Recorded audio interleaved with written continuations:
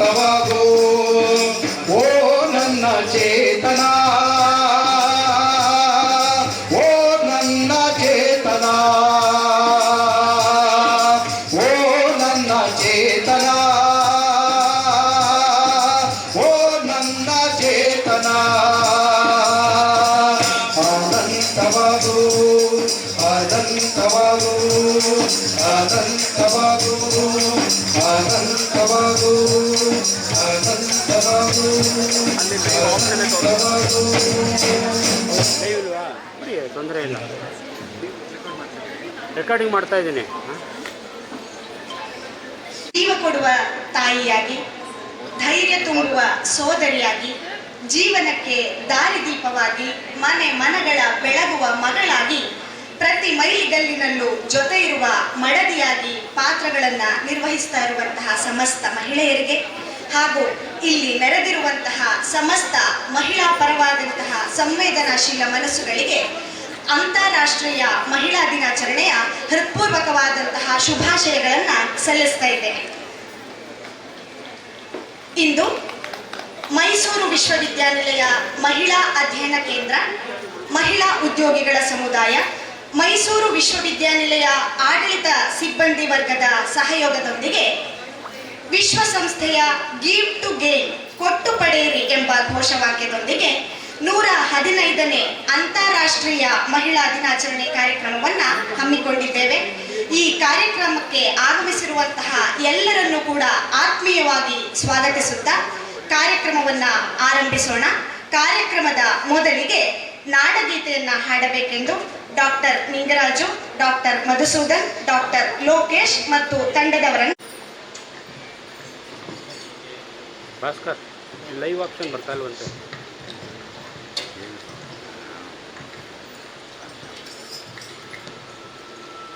जय भारत जननीय तनुजाते, जय हे कर्नाटक माते, जय सुंदर नदी वनಗಳ ನಾಡಿ, जय हे रस ಋಷಿಗಳ ಬೀಡೆ. जय भारत जननीय तनुजाते, जय हे कर्नाटक माते, जय सुंदर नदी वनಗಳ ನಾಡಿ, जय हे रस ಋಷಿಗಳ ಬೀಡೆ. ಭೂದೇವಿಯ ಮಕುಟದ ನವಮಣಿಯೇ, ಗಂಧದ ಚಂದದ ಹೊನ್ನಿನ ಗಣಿಯೇ, ರಾಘವ ಮಧುಸೂದನರವತರಿಸಿದ ಭಾರತ ಜನನಿಯ ತನುಜಾತೆ. ಜನನಿಯ ಜೋಗುಳ ವೇದದ ಘೋಷ, ಜನನಿಗೆ ಜೀವವು ನಿನ್ನಾವೇಶ. ಹಸುರಿನ ಗಿರಿಗಳ ಸಾಲೆ, ನಿನ್ನಯ ಕೊರಳಿನ ಮಾಲೆ. ಕಪಿಲ ಪತಂಜಲ ಗೌತಮ ಗಿನನುತ ಭಾರತ ಜನನಿಯ ತನುಜಾತೆ. ಶಂಕರನ ಮನುಜ ವಿದ್ಯಾರಣ್ಯ, ಬಸವೇಶ್ವರ ಮಧ್ವರ ದಿವ್ಯಾರಣ್ಯ. ನನ್ನ ಷಡಕ್ಷರಿ ಪೊನ್ನ, ಪಂಪಲ ಕುಮಿಪತಿ ಜನ್ನ. ಕುಮಾರವ್ಯಾಸರ ಮಂಗಳಧಾಮ, ಕಣಿಕೋಗಿಲೆಗಳ ಪುಣ್ಯಾರಾಮ. ಬಾಲಕ ರಾಮಾನಂದ ಕವೀರನ ಭಾರತ ಜನನಿಯ ತನುಜಾತೆ. ತೈಲ ಪವೈಸಳ ಆಡಿದ ನಾಡು, ಕಂಕಣ ಜಗಣನ ನೆಚ್ಚಿನ ಬೀಡೆ. ಕೃಷ್ಣ ಶರಾವತಿ ತುಂಗ, ಕಾವೇರಿಯ ವರರಂಗ. ಚೈತನ್ಯ ಪರಮಹಂಸ ವಿವೇಕನ ಭಾರತ ಜನನಿಯ ತನುಜಾತೆ. ಸರ್ವ ಜನಾಂಗದ ಶಾಂತಿಯ ತೋಟ, ರಸಿಕರ ಕಂಗಳ ಸೆಳೆಯುವ ನೋಟ. ಹಿಂದೂ ಕ್ರೈಸ್ತ ಮುಸಲ್ಮಾನ, ಪಾರಸಿಕ ಜೈನ ಉದ್ಯಾನ. ಜನಗಣ ಹೋಲುವ ದೊರೆಗಳ ಧಾಮ, ಕಾಯಕ ವೈನಿಕರ ರಾಮ. ಕನ್ನಡ ನುಡಿ ಕುಣಿದಾಡುವ ಗೇಹ, ಕನ್ನಡ ತಾಯಿಯ ಮಕ್ಕಳ ದೇಹ. ಭಾರತ ಜನನಿಯ ತನುಜಾತೆ, ಜಯ ಹೇ ಕರ್ನಾಟಕ ಮಾತೆ, ಜಯ ಹೇ ಕರ್ನಾಟಕ ಮಾತೆ, ಜಯ ಹೇ ಕರ್ನಾಟಕ ಮಾತೆ. ನಾಡಗೀತೆಯನ್ನ ಹಾಡಿದಂತಹ ಡಾಕ್ಟರ್ ನಿಂಗರಾಜು, ಡಾಕ್ಟರ್ ಮಧುಸೂದನ್ ಹಾಗೂ ಡಾಕ್ಟರ್ ಲೋಕೇಶ್ ಮತ್ತು ಕಡಿಮೆ ಯಾರಿಗೆ, ಕಡಿಮೆ ಯಾರಿಗೆ,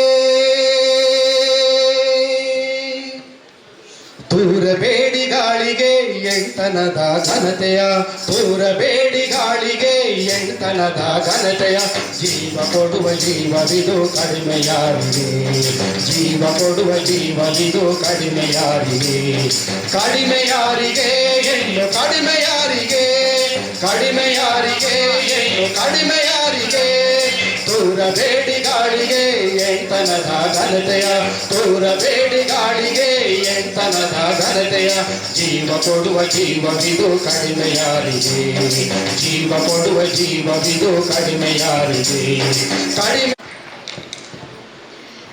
ಕಡಿಮೆ ಯಾರಿಗೆ ಹೆಣ್ಣು ಕಡಿಮೆ ಯಾರಿಗೆ ಎಂಬ ಅರ್ಥಪೂರ್ಣ ವಿಶ್ವವಿದ್ಯಾನಿಲಯದ ಅಧ್ಯಾಪಕರಾದಂತಹ ಡಾಕ್ಟರ್ ಮಧುಸೂದನ್, ಡಾಕ್ಟರ್ ನಿಂಗರಾಜು ಹಾಗೂ ಡಾಕ್ಟರ್ ಲೋಕೇಶ್ ಅವರಿಗೆ ಹೃತ್ಪೂರ್ವಕವಾದಂತಹ ಧನ್ಯವಾದಗಳು. ಆರಂಭಿಕ ಹಂತವಾಗಿ ಪ್ರೊಫೆಸರ್ ಪುಷ್ಪಾ ಎಂ ಅಧ್ಯಕ್ಷರು ಮಹಿಳಾ ಅಧ್ಯಯನ ಕೇಂದ್ರ ಮಹಿಳಾ ಕುರಿತು ಸ್ವಾಗತ ನುಡಿಗಳನ್ನಾಡಬೇಕೆಂದು ವಿನಂತಿಸಿಕೊಳ್ಳುತ್ತೇನೆ. ಮೈಸೂರು ವಿಶ್ವವಿದ್ಯಾನಿಲಯ ಮಹಿಳಾ ಅಧ್ಯಯನ ಕೇಂದ್ರ ಮತ್ತು ಮೈಸೂರು ವಿಶ್ವವಿದ್ಯಾನಿಲಯ ಆಡಳಿತ ಸಿಬ್ಬಂದಿ ವರ್ಗದ ಸಹಯೋಗದಲ್ಲಿ ಆಯೋಜಿಸಿರುವ ಅಂತಾರಾಷ್ಟ್ರೀಯ ಮಹಿಳಾ ದಿನಾಚರಣೆಗೆ ಆಗಮಿಸಿರುವ ತಮ್ಮೆಲ್ಲರನ್ನು ಸ್ವಾಗತಿಸಲು ಸಂತೋಷಿಸುತ್ತೇನೆ. ಕಾರ್ಯಕ್ರಮವನ್ನು ಆಯೋಜನೆ ಮಾಡಲು ಸೂಚಿಸಿ ಅನುಮತಿ ನೀಡಿ ಕಾರ್ಯಕ್ರಮದ ಅಧ್ಯಕ್ಷತೆಯನ್ನು ವಹಿಸಿರುವ ಪ್ರೊಫೆಸರ್ ಎನ್.ಕೆ. ಲೋಕನಾಥ್, ಗೌರವಾನ್ವಿತ ಕುಲಪತಿಗಳು, ಮೈಸೂರು ವಿಶ್ವವಿದ್ಯಾನಿಲಯ ಇವರಿಗೆ ಮಹಿಳಾ ಅಧ್ಯಯನ ಕೇಂದ್ರ, ಮೈಸೂರು ವಿಶ್ವವಿದ್ಯಾನಿಲಯ ಆಡಳಿತ ಸಿಬ್ಬಂದಿ ವರ್ಗ ಹಾಗೂ ಎಲ್ಲರ ಪರವಾಗಿ ಹೃತ್ಪೂರ್ವಕವಾದ ಸ್ವಾಗತವನ್ನು ಕೋರುತ್ತೇನೆ.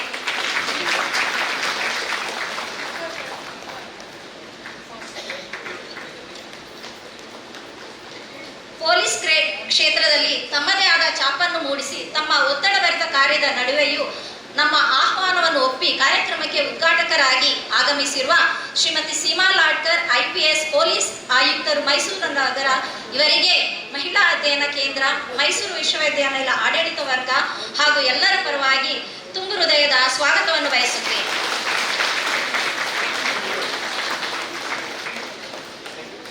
ಮಹಿಳಾ ದಿನಾಚರಣೆಯನ್ನು ವ್ಯವಸ್ಥಿತವಾಗಿ ಆಯೋಜನೆ ಮಾಡಲು ಪ್ರತಿ ಹಂತದಲ್ಲೂ ಸಲಹೆ ಸೂಚನೆಗಳನ್ನು ನೀಡಿ ಕಾರ್ಯಕ್ರಮದ ಆಯೋಜನೆಗೆ ಕಾರಣೀಕರ್ತರಾದಂತಹ ಶ್ರೀಮತಿ N.K. ಸವಿತಾ, ಮಾನ್ಯ ಕುಲಸಚಿವರು, ಮೈಸೂರು ವಿಶ್ವವಿದ್ಯಾನಿಲಯ ಇವರಿಗೆ ಮಹಿಳಾ ಅಧ್ಯಯನ ಕೇಂದ್ರ, ಆಡಳಿತ ಸಿಬ್ಬಂದಿ ವರ್ಗ ಹಾಗೂ ಎಲ್ಲರ ಪರವಾಗಿ ಹೃತ್ಪೂರ್ವಕವಾದ ಸ್ವಾಗತವನ್ನು ಬಯಸುತ್ತೇನೆ.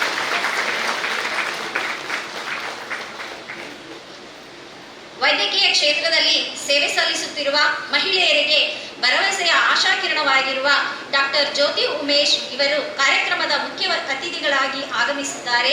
ಇವರಿಗೆ ಮೈಸೂರು ವಿಶ್ವವಿದ್ಯಾನಿಲಯ ಮಹಿಳಾ ಅಧ್ಯಯನ ಕೇಂದ್ರ ಹಾಗೂ ಆಡಳಿತ ಸಿಬ್ಬಂದಿ ಹಾಗೂ ಎಲ್ಲರ ಪರವಾಗಿ ತುಂಬು ಹೃದಯದ ಸ್ವಾಗತವನ್ನು ಬಯಸುತ್ತೇನೆ.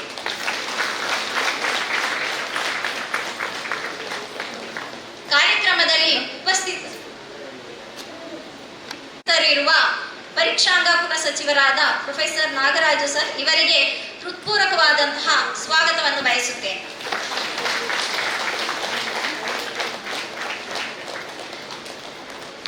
ಕಾರ್ಯಕ್ರಮದಲ್ಲಿ ಉಪಸ್ಥಿತರಿರುವ ಮೈಸೂರು ವಿಶ್ವವಿದ್ಯಾನಿಲಯ ಸಿಂಡಿಕೇಟ್ ಸದಸ್ಯರಾದಂತಹ ಡಾಕ್ಟರ್ ಶಿಲ್ಪಾ, ಡಾಕ್ಟರ್ ಪ್ರತಿಮಾ ಹಾಗೂ ಇತರ ಎಲ್ಲ ಸಿಂಡಿಕೇಟ್ ಸದಸ್ಯರಿಗೂ ಹೃತ್ಪೂರ್ವಕವಾದಂತಹ ಸ್ವಾಗತವನ್ನು ಬಯಸುತ್ತೇನೆ.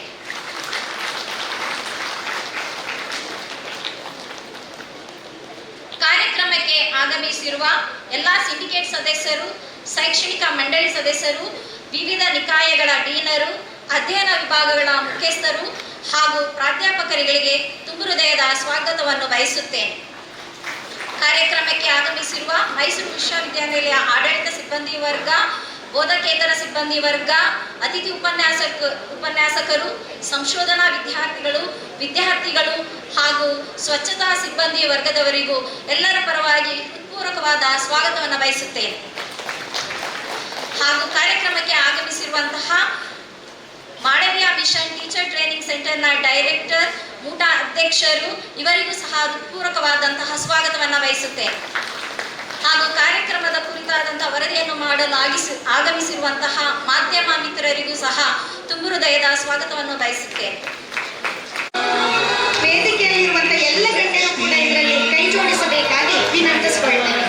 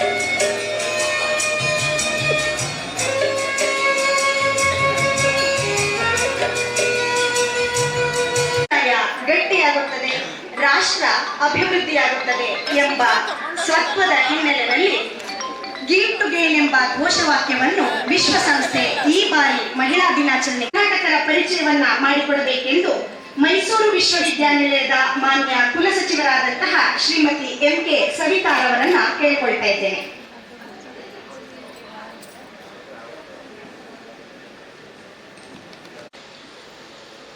ಸೀಮಾ ಲಟ್ಕರ್ ಮೇಡಮ್ ಅವರು ಸುಮಾರು 3 ವರ್ಷಗಳಿಂದ ಮೈಸೂರು ಜಿಲ್ಲೆಯಲ್ಲಿ ವಿವಿಧ ಹುದ್ದೆಗಳಲ್ಲಿ ಕರ್ತವ್ಯವನ್ನು ನಿರ್ವಹಿಸಿದ್ದಾರೆ.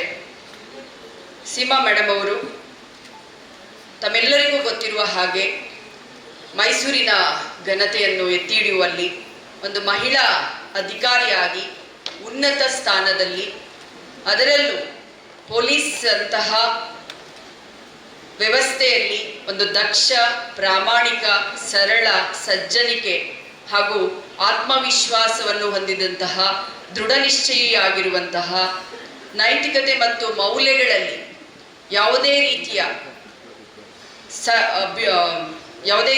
ಸಡಿಲವನ್ನು ಬಿಡದೆ ಅತ್ಯುತ್ತಮವಾಗಿ ಗಟ್ಟಿತನದಿಂದ ಕಾರ್ಯನಿರ್ವಹಿಸುತ್ತಿರುವ ಸೀಮಾ ಲಟ್ಕರ್ ಮೇಡಮ್ ಅವರು 2011ನೇ ಬ್ಯಾಚಿನ IPS ಅಧಿಕಾರಿಯಾಗಿದ್ದಾರೆ. ಅವರು ಚಿಕ್ಕಂದಿನಿಂದಲೂ ಸದಾ ಚಟುವಟಿಕೆಯಿಂದ ಎಲ್ಲ ಶೈಕ್ಷಣಿಕ ಹಂತದಲ್ಲಿ ಉನ್ನತ ಸ್ಥಾನಗಳನ್ನು ಪಡೆದು ಹಂತ ಹಂತವಾಗಿ ಮೇಲೇರಿ ಇವತ್ತು ಅತ್ಯುನ್ನತ ಹುದ್ದೆಯನ್ನು ಅಲಂಕರಿಸಿದ್ದಾರೆ. ಕಂಪ್ಯೂಟರ್ ಸೈನ್ಸ್ನಲ್ಲಿ MSc ಸ್ನಾತಕೋತ್ತರ ಪದವಿಯನ್ನು ಪಡೆದಿದ್ದಾರೆ. ಇವರಿಗೆ ಸಾಕಷ್ಟು ಪ್ರಶಸ್ತಿಗಳು ಮುಡಿಗೇರಿದೆ. ಪ್ರಶಸ್ತಿಗಳು ಅನ್ನುವಾಗ ಅವರ ಕರ್ತವ್ಯ ನಿಷ್ಠೆ ದ್ಯೋತಕವಾಗಿರ್ತದೆ, ಸಂಕೇತವಾಗಿರ್ತದೆ.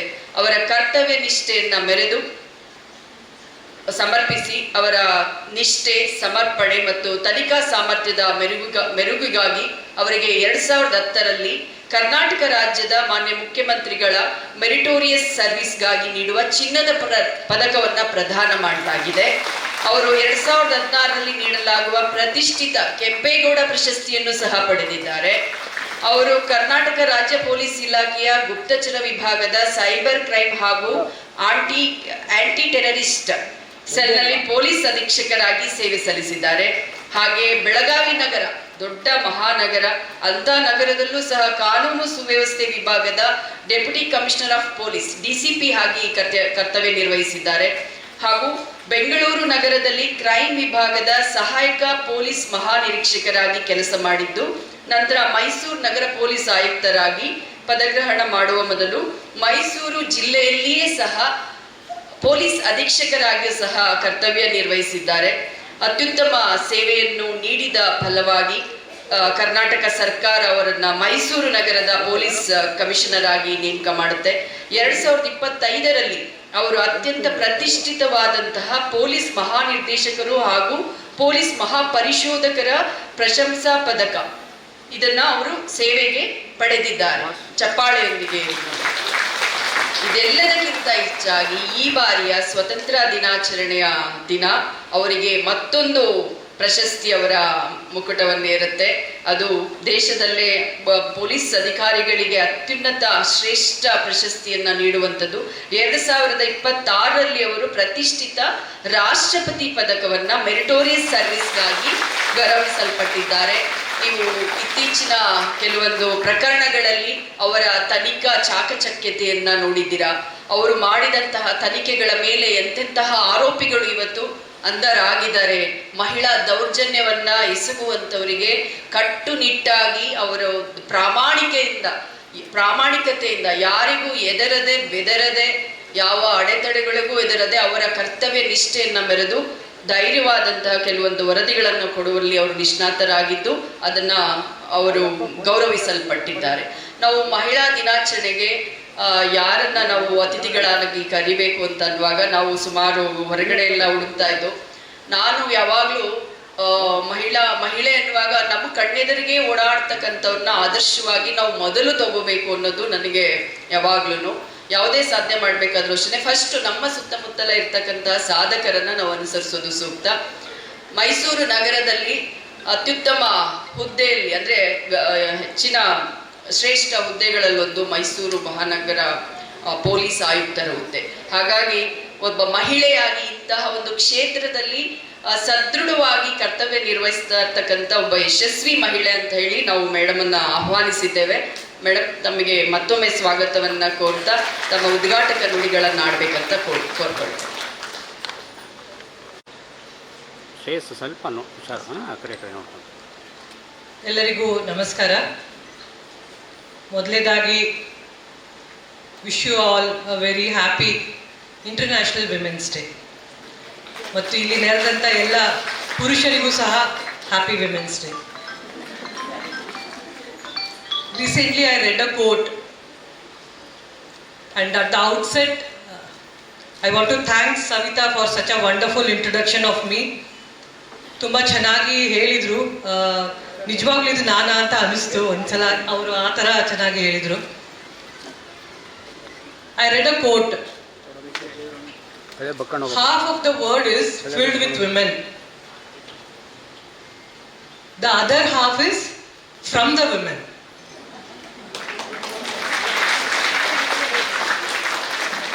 ಹೌದಾ ಇಲ್ವೋ? ಸೊ ಯಾರು strong? So it's only women. Other half they have come from us. So it's such a strong thing. ಈ ಇಂಟರ್ನ್ಯಾಷನಲ್ ವಿಮೆನ್ಸ್ ಡೇ ಯಾಕೆ ಸೆಲೆಬ್ರೇಟ್ ಮಾಡ್ತೀವಿ? If my memory serves me right, 1910 ಒಂದು ಗ್ಲೋಬಲ್ ಮೂವ್ಮೆಂಟ್ ಸ್ಟಾರ್ಟ್ ಆಗುತ್ತೆ. They fight for equality, they fight for rights, they fight for empowerment. So our global movement ಪ್ರತಿ ವರ್ಷ international women's day ಆಗಿ convert ಆಗುತ್ತೆ.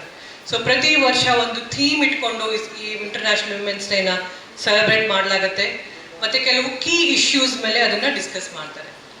ಈ ಸಲದು the theme was rights, justice and action. And ನಿಮ್ಮ ಇನ್ವಿಟೇಷನಲ್ಲೇ ಬರೆದಿರೋ ಥರ with the campaign give to gain. What is this give to gain? It's very simple but it very powerful. Give women her rights, give women her justice, give women her voice, give women that empowerment and give women that safety. And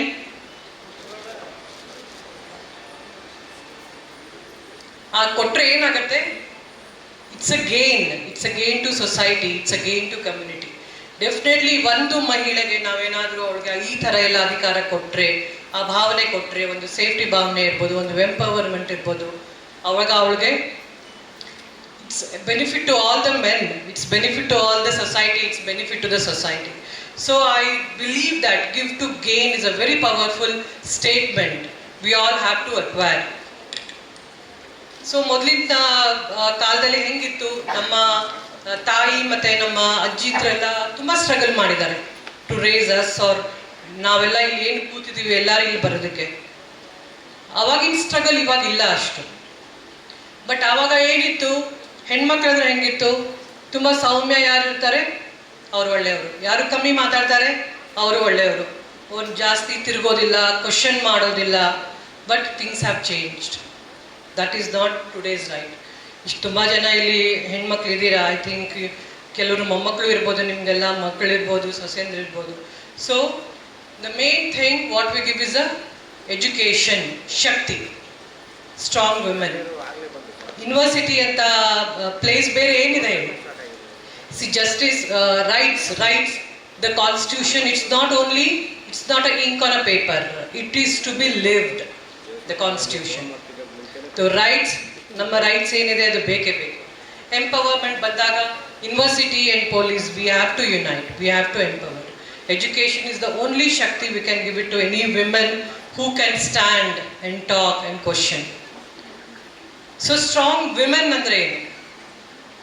strong women ಅಂದರೆ ಏನು? It's not that who is powerful, who is fashionable, who has wealth. No. ನಾನು ಕೇಳಿದೆ audience ಯಾರು ಅಂತ ಹೇಳಿ, ನಾನು ಕೇಳಿದಾಗ ಹೇಳಿದರು ಫ್ರಮ್ ಗ್ರೌಂಡ್ ಟು ಚೇರ್ ಅಂತ. ಸೊ ಎಲ್ಲ ಕಾರ್ನರ್ಸ್ ಆಫ್ ಸೊಸೈಟಿ, ಎಲ್ಲ ಕಾರ್ನರ್ಸ್ ಆಫ್ ವರ್ಕ್ ಪ್ಲೇಸ್ ಅವರು ನೀವೆಲ್ಲ ಇಲ್ಲಿದ್ದೀರಾ. So the give to gain, it is not only a celebration, we should give our voice. ನನಗೆ ಹೇಳಿದರು ಸ್ವಲ್ಪ ಕಾನೂನು ಬಗ್ಗೆ ಮಾತಾಡಿ ಒಂದು ಸ್ವಲ್ಪ ಅಂತ ಹೇಳಿ. ಸೊ ಕಾನೂನು ಬಗ್ಗೆ ಎಲ್ಲರಿಗೂ ಈಗ ಎಲ್ಲ ಕಡೆ ಸಿಕ್ಬಿಡುತ್ತೆ ನಿಮಗೆ, ಒಂದು ಗೂಗಲ್ ಮಾಡಿದರೆ ಸಾಕು ಸಿಗುತ್ತೆ. The first comes the constitution, we should not forget. Article 14 and article 15(1) ಹೇಳುತ್ತೆ. It's a strong thing. ಏನು ಹೇಳುತ್ತೆ ನಮಗೆ constitution? Equal rights, and the second thing is no discrimination based on the gender. Then next comes the sexual harassment at the workplace. ಇದು ನಿರ್ಭಯ ಒಂದು case ಆಯಿತು ಹೈದರಾಬಾದಲ್ಲಿ. That ಆದಮೇಲೆ ಎಲ್ಲ work ಪ್ಲೇಸಲ್ಲಿ ಒಂದು ಸೆಲ್ ಇರಬೇಕು ಸೆಕ್ಷುವಲ್ ಹರಾಸ್ಮೆಂಟ್ ಕಂಪ್ಲೇಂಟ್ ಮಾಡೋಕ್ಕೆ ಅಂತ ಹೇಳಿ. ಸೊ ಐ ಥಿಂಕ್ ಯೂನಿವರ್ಸಿಟಿಯಲ್ಲೂ ಅದು ಸೆಲ್ ಇದೆ ಅಂತ ಅನ್ಕೋತೀವಿ. ಬಟ್ ಏನಾಗುತ್ತೆ, ಯಾರೂ ಬರೋದಿಲ್ಲ. ಹೇಳ್ತಾರ? ಹೇಳೋದಿಲ್ಲ. ನಮ್ಮ ವಿಮೆನ್ ವಿತ್ ಸ್ಪೆಷಾಲಿಟಿ ಏನು? Tolerance. We tolerate everything. We tolerate everything. How many of you have tolerated something for a long time that things will change? ನಾನು ಕೈ ಎತ್ತುತ್ತೀನಿ. We all have tolerated. Tolerance. ಯಾಕೆ?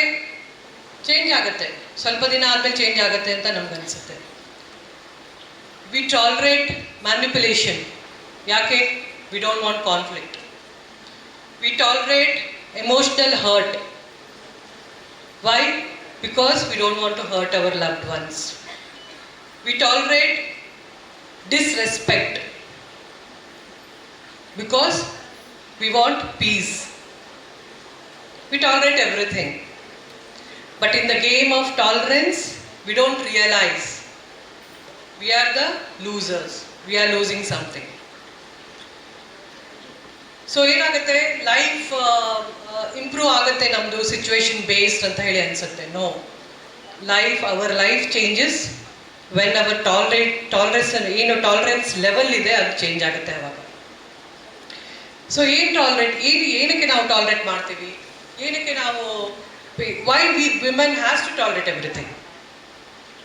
ಸಿ, ಅವರ್ ಲೈಫ್, ನನಗೂ ಸೇರಿಸ್ಕೋತೀನಿ ನಿಮ್ಮ ಜೊತೆಗೆಲ್ಲ. Our life is not controlled by people. It is controlled by how we think. ಒಂದು ಚಿಕ್ಕದು ಇರ್ಬೋದು. ಸಿ, ವಿ ಡಿಸ್ರೆಸ್ಪೆಕ್ಟ್ ಅಲೋ ಮಾಡಿದಾಗ ಏನಾಗುತ್ತೆ, ಇಟ್ ಬಿಕಮ್ಸ್ ಅ ರುಟೀನ್ ನಮ್ಗೆಲ್ಲರಿಗೂ, ಪ್ರತಿಯೊಬ್ಬರಿಗೂ. ಇದು ಪ್ರತಿ ಹಂತದಲ್ಲೂ. ನಾನು ಕಮಿಷನರ್ ಆಗಿನೇ ಈ ಥರ ಹೇಳ್ತಾ ಇಲ್ಲ, ಒಬ್ಬರು ಅಟೆಂಡರ್ ಇರ್ಬೋದು, ಯಾರೋ ಒಬ್ರು ಇರ್ಬೋದು, ಕೆಲಸದಲ್ಲಿ ಯಾವುದೇ ಕೆಲಸದಲ್ಲಿ ಇರ್ಬೋದು. See, when we tolerate disrespect, what happens, it becomes a routine. Okay, ಪರವಾಗಿಲ್ಲ, ಅವರು ಅದನ್ನು ಎಕ್ಸೆಪ್ಟ್ ಮಾಡಿಕೊಂಡ್ರು. When we tolerate emotional hurdles or emotional things, ಅದು ಲೈಫ್ ಸ್ಟೈಲ್ ಆಗಿಬಿಡುತ್ತೆ ನಮ್ಮದು. We tolerate emotional things, small things, so it becomes our lifestyle. When we tolerate misidentity, mistreatment, it becomes our identity. Mistreatment ಆದಾಗ ನಮ್ಮ identity ಅದೇ ಆಗಿಬಿಡುತ್ತೆ. It is like a small brick in the wall. Starting ಒಂದು ನಾವು tolerate ಮಾಡಿದರೆ the whole wall will gradually collapse. So ನಾವೇನು ಮಾಡ್ತೀವಿ, ನಾವು ಇದನ್ನು ಎಕ್ವೈರ್ ಮಾಡ್ಕೊಂಡಾಗ the other person, the other male or the other society people, the other people, what they think, okay ಇವರು compromise ಆಗ್ತಾರೆ, she doesn't need any drama, she doesn't need any conflict, so ಪರವಾಗಿಲ್ಲ ಆಗತ್ತೆ ಅಂತ. Adjustment is very beautiful. I tell you, adjustment is very beautiful, but you don't have a inner piece. So ಎರಡು ಥರ ವಿಮೆನ್ನಲ್ಲಿ ನಮ್ಮದು pain ಇರುತ್ತೆ. 2 types of pain. One pain we take it to our self to grow with in our self. ಒಂದು ಪೇನನ್ನು ನಾವು ಯಾವ ರೀತಿ ತಗೋತೀವಿ, ಓಕೆ ನಮಗೆ ಹರ್ಟ್ ಆಗಿದೆ ಅಂದರೆ we will grow with in our self. The other pain we have to battle with in our self. So ಯಾವ ಪೇನನ್ನು ನಾವು ತಗೋತೀವಿ ಅಂತ ಹೇಳ್ಕೋಬೇಕು. ಸಿ, ಈ ಥರ ನಾನು tolerance level can be anything. It is not like at the who is in the power or who is in the top most place. No, anybody.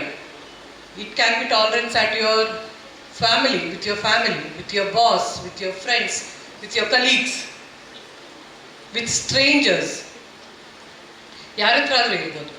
So the strongest mind ಇಟ್ಕೋಬೇಕು. We should have that voice then only when the tolerance level definitely will come to end, we will survive.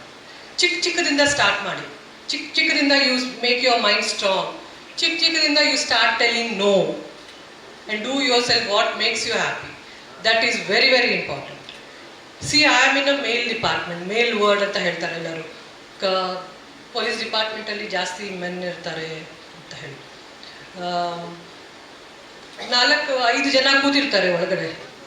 ಈಗ ನಾನು lady ಆಗಿಬಿಟ್ಟು ಅಲ್ಲಿ ಹೇಗೋ ಕೂತ್ಕೊಳ್ಳಿ ಅಂತ ನಾನು ಯೋಚನೆ ಮಾಡೋದಿಲ್ಲ. I want to make them uncomfortable. ನಾನು ಕೂತ್ಕೋತೀನಿ, let them go out. So that attitude you should have. You should not feel that you are a lady wherever you are. So Prati Dina, I was not a strong woman. I was very shy kid. ಸ್ಕೂಲಲ್ಲಿ ನಾನು ಹೇಳ್ತಿದ್ದೆಲ್ಲ, ಮೊದಲು ನಮ್ಮ ಅಜ್ಜಿ ಮಮ್ಮಿಗಳಿಗೆ ಹೆಂಗೆ ಇಷ್ಟ ಆಗ್ತಿತ್ತು ಅಂತ ಕಿಡ್ಡೆ ಇದ್ದೆ ನಾನು, ಅಂತ ಮಗಳೇ ಇದ್ದೆ. ಹೊರಗಡೆ ಬರ್ತಿರ್ಲಿಲ್ಲ, ಒಳಗಡೆನೆ ಓದ್ತಾ ಇದ್ದೆ. ಕ್ಲಾಸಲ್ಲಿ ಕ್ವಶನು ಕೇಳ್ತಿರ್ಲಿಲ್ಲ. ಯಾರಾದರೂ ಕೇಳಿಬಿಟ್ರೆ ಆನ್ಸರ್ ಸಿಕ್ಬಿಡುತ್ತೇನೋ ಅದರಲ್ಲೇನೆ, ಯಾಕೆ ಮಾತಾಡೋದು ಅಂತ ಹೇಳಿ. I was very ಶೈ, I never came forward. But now I am facing 10,000 crowd. ಅದು ಎಲ್ಲಿಂದ ಬಂತು? See, when I can face that, when I have that confidence in me, ಇಲ್ಲಿ ಇರೋರೆಲ್ಲರ ಹತ್ರನೂ ಅದು ಡೆಫಿನೆಟ್ ಆಗಿದೆ. ನಾನೇನು ಸೂಪರ್ ವಿಮೆನ್ ಅಲ್ಲ, ನಾನೇನು 60 kg 6 feet ಇಲ್ಲ, ನನಗೇನು ವಿಂಗ್ಸ್ ಇಲ್ಲ. So it's all within you. Every women has that strength. Only thing is you should explore your self. ನಮ್ಮನ್ನು ನಾವು ಎಕ್ಸ್ಪ್ಲೋರ್ ಮಾಡಲಿಲ್ಲ ಅಂದರೆ definitely we will be where we are. ನಾನೊಂದು ಎಕ್ಸಾಂಪಲ್ ಹೇಳ್ತೀನಿ. ನಾನು DCP ಲಾ ಆ್ಯಂಡ್ ಆರ್ಡರ್ ಬೆಲ್ಗಾಮಲ್ಲಿ ಇದ್ದಾಗ ಗಣೇಶ ತುಂಬ ಗ್ರ್ಯಾಂಡ್ಗೆ ಮಾಡ್ತಾರೆ. ಆಲ್ಮೋಸ್ಟ್ 2 days ಇರುತ್ತೆ, ಅದು ವಿಸರ್ಜನೆ ಇರುತ್ತೆ. ಅದು ಸಾಯಂಕಾಲ 4 ಗಂಟೆಗೆ ಇವತ್ತು ಸ್ಟಾರ್ಟ್ ಆಯಿತು ಗಣೇಶ ಪೂಜೆ ಅಂತಂದರೆ ನೆಕ್ಸ್ಟ್ ಡೇವರೆಗೂ ಅದು ವಿಸರ್ಜನೆ. 1,000 ಗಣೇಶ ಅದನ್ನು ತೊಗೊಂಡು ಹೋಗ್ತಾರೆ procession through. And it's a very sensitive city. Linguistic ಆಗಲಿ, Kannada Marathi linguistically very sensitive, communally sensitive. ನಾನು 4 ಗಂಟೆಗೆ ಪೂಜೆ ಎಲ್ಲ ಆಯಿತು. ಅವತ್ತು ರಾತ್ರಿ 10 ಗಂಟೆಗೆ ನಮ್ಮ ಡ್ರೈವರು ಮತ್ತು ಗನ್ಮೆನ್ ಮೇಡಮ್ ಊಟ ಮಾಡ್ಕೊಂಬಿಡಿ, ಯಾಕಂತಂದರೆ ಒಳಗಡೆ ಒಂದ್ಸಲ ಹೋದರೆ ನಮ್ಗೆ ಅಲ್ಲಿ ಹೊರಗಡೆ ಬರೋಕ್ಕಾಗೋದಿಲ್ಲ, ಪ್ರೊಸೆಷನಲ್ಲಿ ಗಾಡಿನೂ ಹೋಗೋದಿಲ್ಲ, ಸಿಕ್ಕಾಕೊಂಡ್ಬಿಡ್ತೀವಿ, ತುಂಬ ಜನ ಇರ್ತಾರೆ, ಆಗೋದಿಲ್ಲ ಅಂತ ಹೇಳಿದರು. ಆಯಿತು ಅಂತ ಹೇಳಿ ಆಫೀಸ್ಗೆ ಹೋಗಿ ಆಗಿದ್ದರೆ ಊಟ ಮಾಡ್ಕೋತೀನಿ ಅಂತ ಹೇಳಿ ಒಂದು ಡಬ್ಬದಲ್ಲಿ ಏನೋ ತಂದಿದ್ದೆ. ಹೋಗ್ಬೇಕನ್ನೋಷ್ಟರಲ್ಲಿ ಕಾಲ್ ಬಂತು.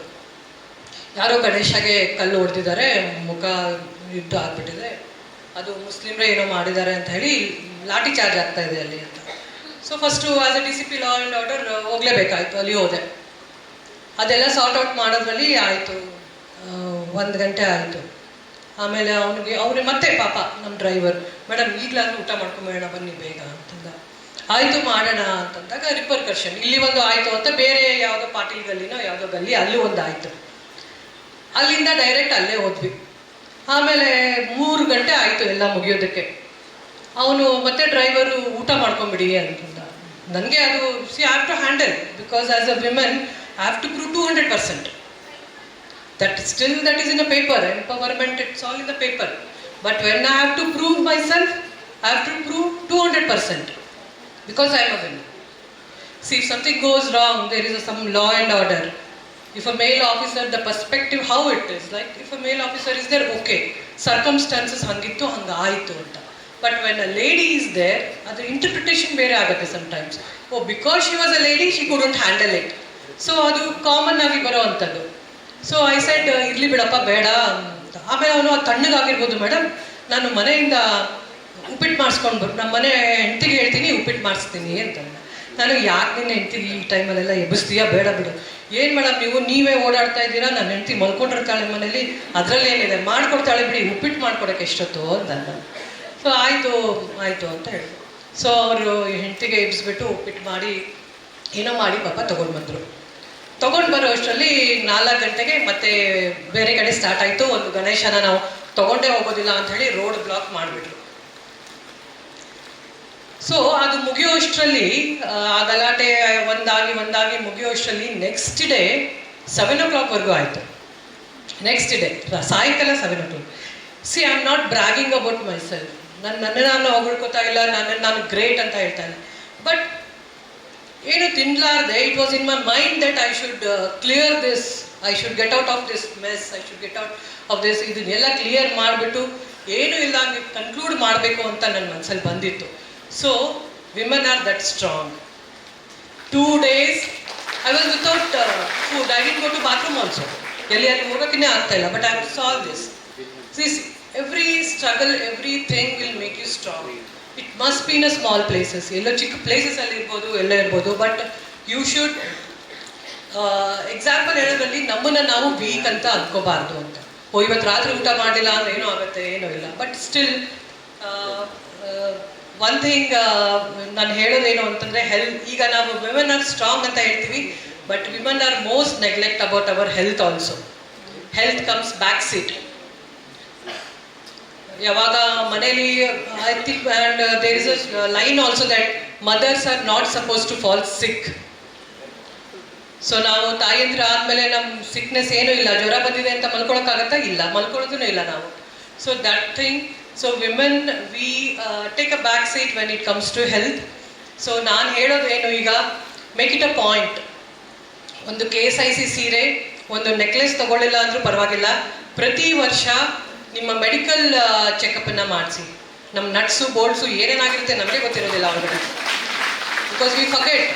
We keep on going ourselves. We think we are strong. That is not a question. But still, ನಮ್ಮ ಹೆಲ್ತ್ ಈಸ್ ಇಂಪಾರ್ಟೆಂಟ್. ಬಿಕಾಸ್ ನಾವು ಮಾಡ್ತಾ ಇರೋ ಕೆಲಸ ಜಾಸ್ತಿ ಇದೆ. ಸೊ ಪ್ರತಿ ವರ್ಷ ನಾನು ಹೇಳ್ತಾ ಇರೋ ಚಿಕ್ಕ ಹುಡುಗಿರು ಯಾರಾದರೂ ಇದ್ರೆ ನಿಮ್ಮ ತಂದೆ ತಾಯಿಗೆ you give gift voucher of executive health checkup. And ಪ್ರತಿ ಯಾವುದೋ ಒಂದು ಆ್ಯನಿವರ್ಸರಿಗೋ ಬರ್ಡೇಗೋ ಏನೋ ಒಂದು you keep it a point that you take care of your health. That is very very important. Next ನನಗೆ ಲಾ ಬಗ್ಗೆ ಮಾತಾಡಿದ್ರು. ಲಾ ಬಗ್ಗೆ I think everybody knows it. ನಿಮಗೆ ಗೊತ್ತಿರಲಾರ್ದಂಗೆ ಏನಿಲ್ಲ. ಬಟ್ ಒಂದು ಹೇಳೋದೇನು ಅಂತಂದರೆ NCRB, ಈಗ ಏನು ನ್ಯಾಷನಲ್ ಕ್ರೈಮ್ ರೆಕಾರ್ಡ್ ಬ್ಯೂರೋ ಇದೆ, crime against women every year it will be around 4,000 in a country. So it keeps on increasing every 4% every year increase ಆಗ್ತಾ ಇದೆ. The main thing, as a police officer if I want to tell, the main thing is social media abuse is more. Social ಮೀಡಿಯಾದಲ್ಲಿ ಅದಕ್ಕೆ awareness ಯಾರಿಗೆ ಕೊಡಬೇಕು ನಾವು? ವಿಮೆನ್ಗ ಇಲ್ಲ. We should do more awareness for men. ಅದು ಆ ಥರ ಸೋಷಿಯಲ್ ಅಬ್ಯೂಸ್ ಆದರೆ ಏನೇನು ಪನಿಷ್ಮೆಂಟ್ಸ್ ಇದೆ, ಅದಕ್ಕೆ ಏನೇನು ತೊಂದರೆ ಆಗುತ್ತೆ ಅವ್ರಿಗೆ ಅಂತ ಹೇಳಿ. ಸೊ ಹೋಪ್ ಯೂನಿವರ್ಸಿಟಿ ಲೆವೆಲಿಂದ ತಾವು ಅವೇರ್ನೆಸ್ ಪ್ರೋಗ್ರಾಮ್ಸನ್ನು ಕಂಡಕ್ಟ್ ಮಾಡ್ಕೋತೀರಾ ಅನ್ಕೋತೀನಿ. ಪೋಕ್ಸೋ ಕೇಸ್ ಅಂತ ಇದೆ. ಪೋಕ್ಸೋ ಅಂದರೆ ನಿಮಗೆ ಗೊತ್ತಿರ್ಬೋದು, prevention of sexual offences against children. So if you touch, ಎಲ್ಲ ಫೈನಲ್ಗೆ ಏನೇ ಇಲ್ಲ, if you touch, if you show the eyes, it's also a offence. So ನಿಮ್ಮ ಮಕ್ಕಳಿಗೆ ಅದನ್ನು ಹೇಳಬೇಕು. ಸೋಷಿಯಲ್ ಮೀಡಿಯಾ ಮಿತವಾಗಿ ಯೂಸ್ ಮಾಡಬೇಕು ಅಂತ ಹೇಳಬೇಕು. ಯಾಕಂದರೆ we women never come forward. ನಮ್ಮಲ್ಲಿ ಏನಾಗುತ್ತೆ, we tolerate. That tolerance level should go back ಅಂತಲೇ ನಾನು ಹೇಳಿಬಿಟ್ಟು ಇವತ್ತಿನ ದಿನ ನನಗೆ ಇಲ್ಲಿ invite ಮಾಡಿ, I should thank Savita that she gave me an opportunity to wear a sari today.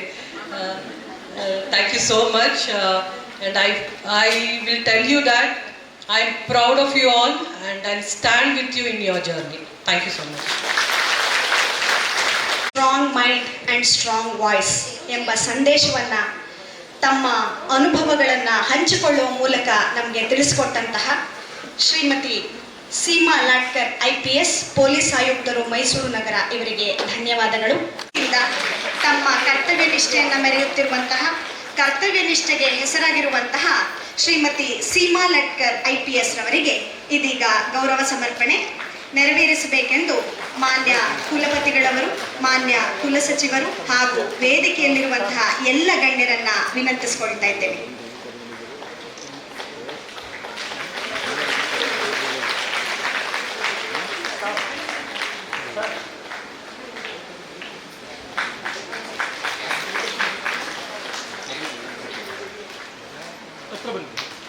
ಹಿಂದೆ ಜಾಗ ಇದೆ, ನಿಲ್ಲಿಸಿ ಹಿಂದೆ. ಒಳಗೆ ಬನ್ನಿ ಮೇಡಮ್. ಸೊ ಹಾಂ, ಎಸ್. ಓಕೆ, ಒಂದು ಸೆಕೆಂಡ್ ಹಾಗೆ ಇರಿ.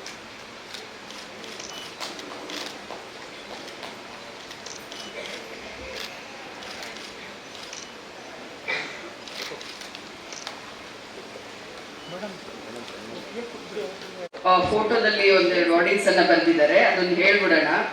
ಮಹಿಳೆಯರಿಗೆ ನೀವು ಸ್ಫೂರ್ತಿ, ನ್ಯಾಯ ರಕ್ಷಣೆಗೆ ಪ್ರಖ್ಯಾತಿ, ಕಾನೂನು ಪರಿಪಾಲನಾ ಮೂರ್ತಿ, ಶೋಷಕರ ಸದ್ದಡಗಿಸಿದ ಕೀರ್ತಿ, ಪದಕಗಳ ಮುಡಿಗೇರಿಸಿದ ರೀತಿ, IPS ಸೀಮಾ ಲಾಟ್ಕರ್ ನಮ್ಮೆಲ್ಲರ ಪ್ರೀತಿ.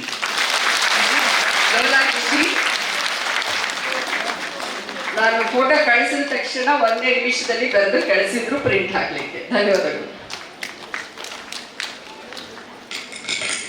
ಗೌರವ ಸಮರ್ಪಣೆಯನ್ನ ನೆರವೇರಿಸಿದಂತಹ ಎಲ್ಲ ಗಣ್ಯರಿಗೆ ಧನ್ಯವಾದಗಳು. ಹಾಗೂ ನಮ್ಮ ಡಾಕ್ಟರ್ ಜ್ಯೋತಿ ಉಮೇಶ್ ಅವರು ನಮಗೆ ಎಷ್ಟು ಸರಳವಾಗಿ ಮುಗ್ಧವಾಗಿ ಕಾಣಿಸ್ತಾರೆ ಅನ್ನೋದು ಅಷ್ಟೇ ನಿಜ.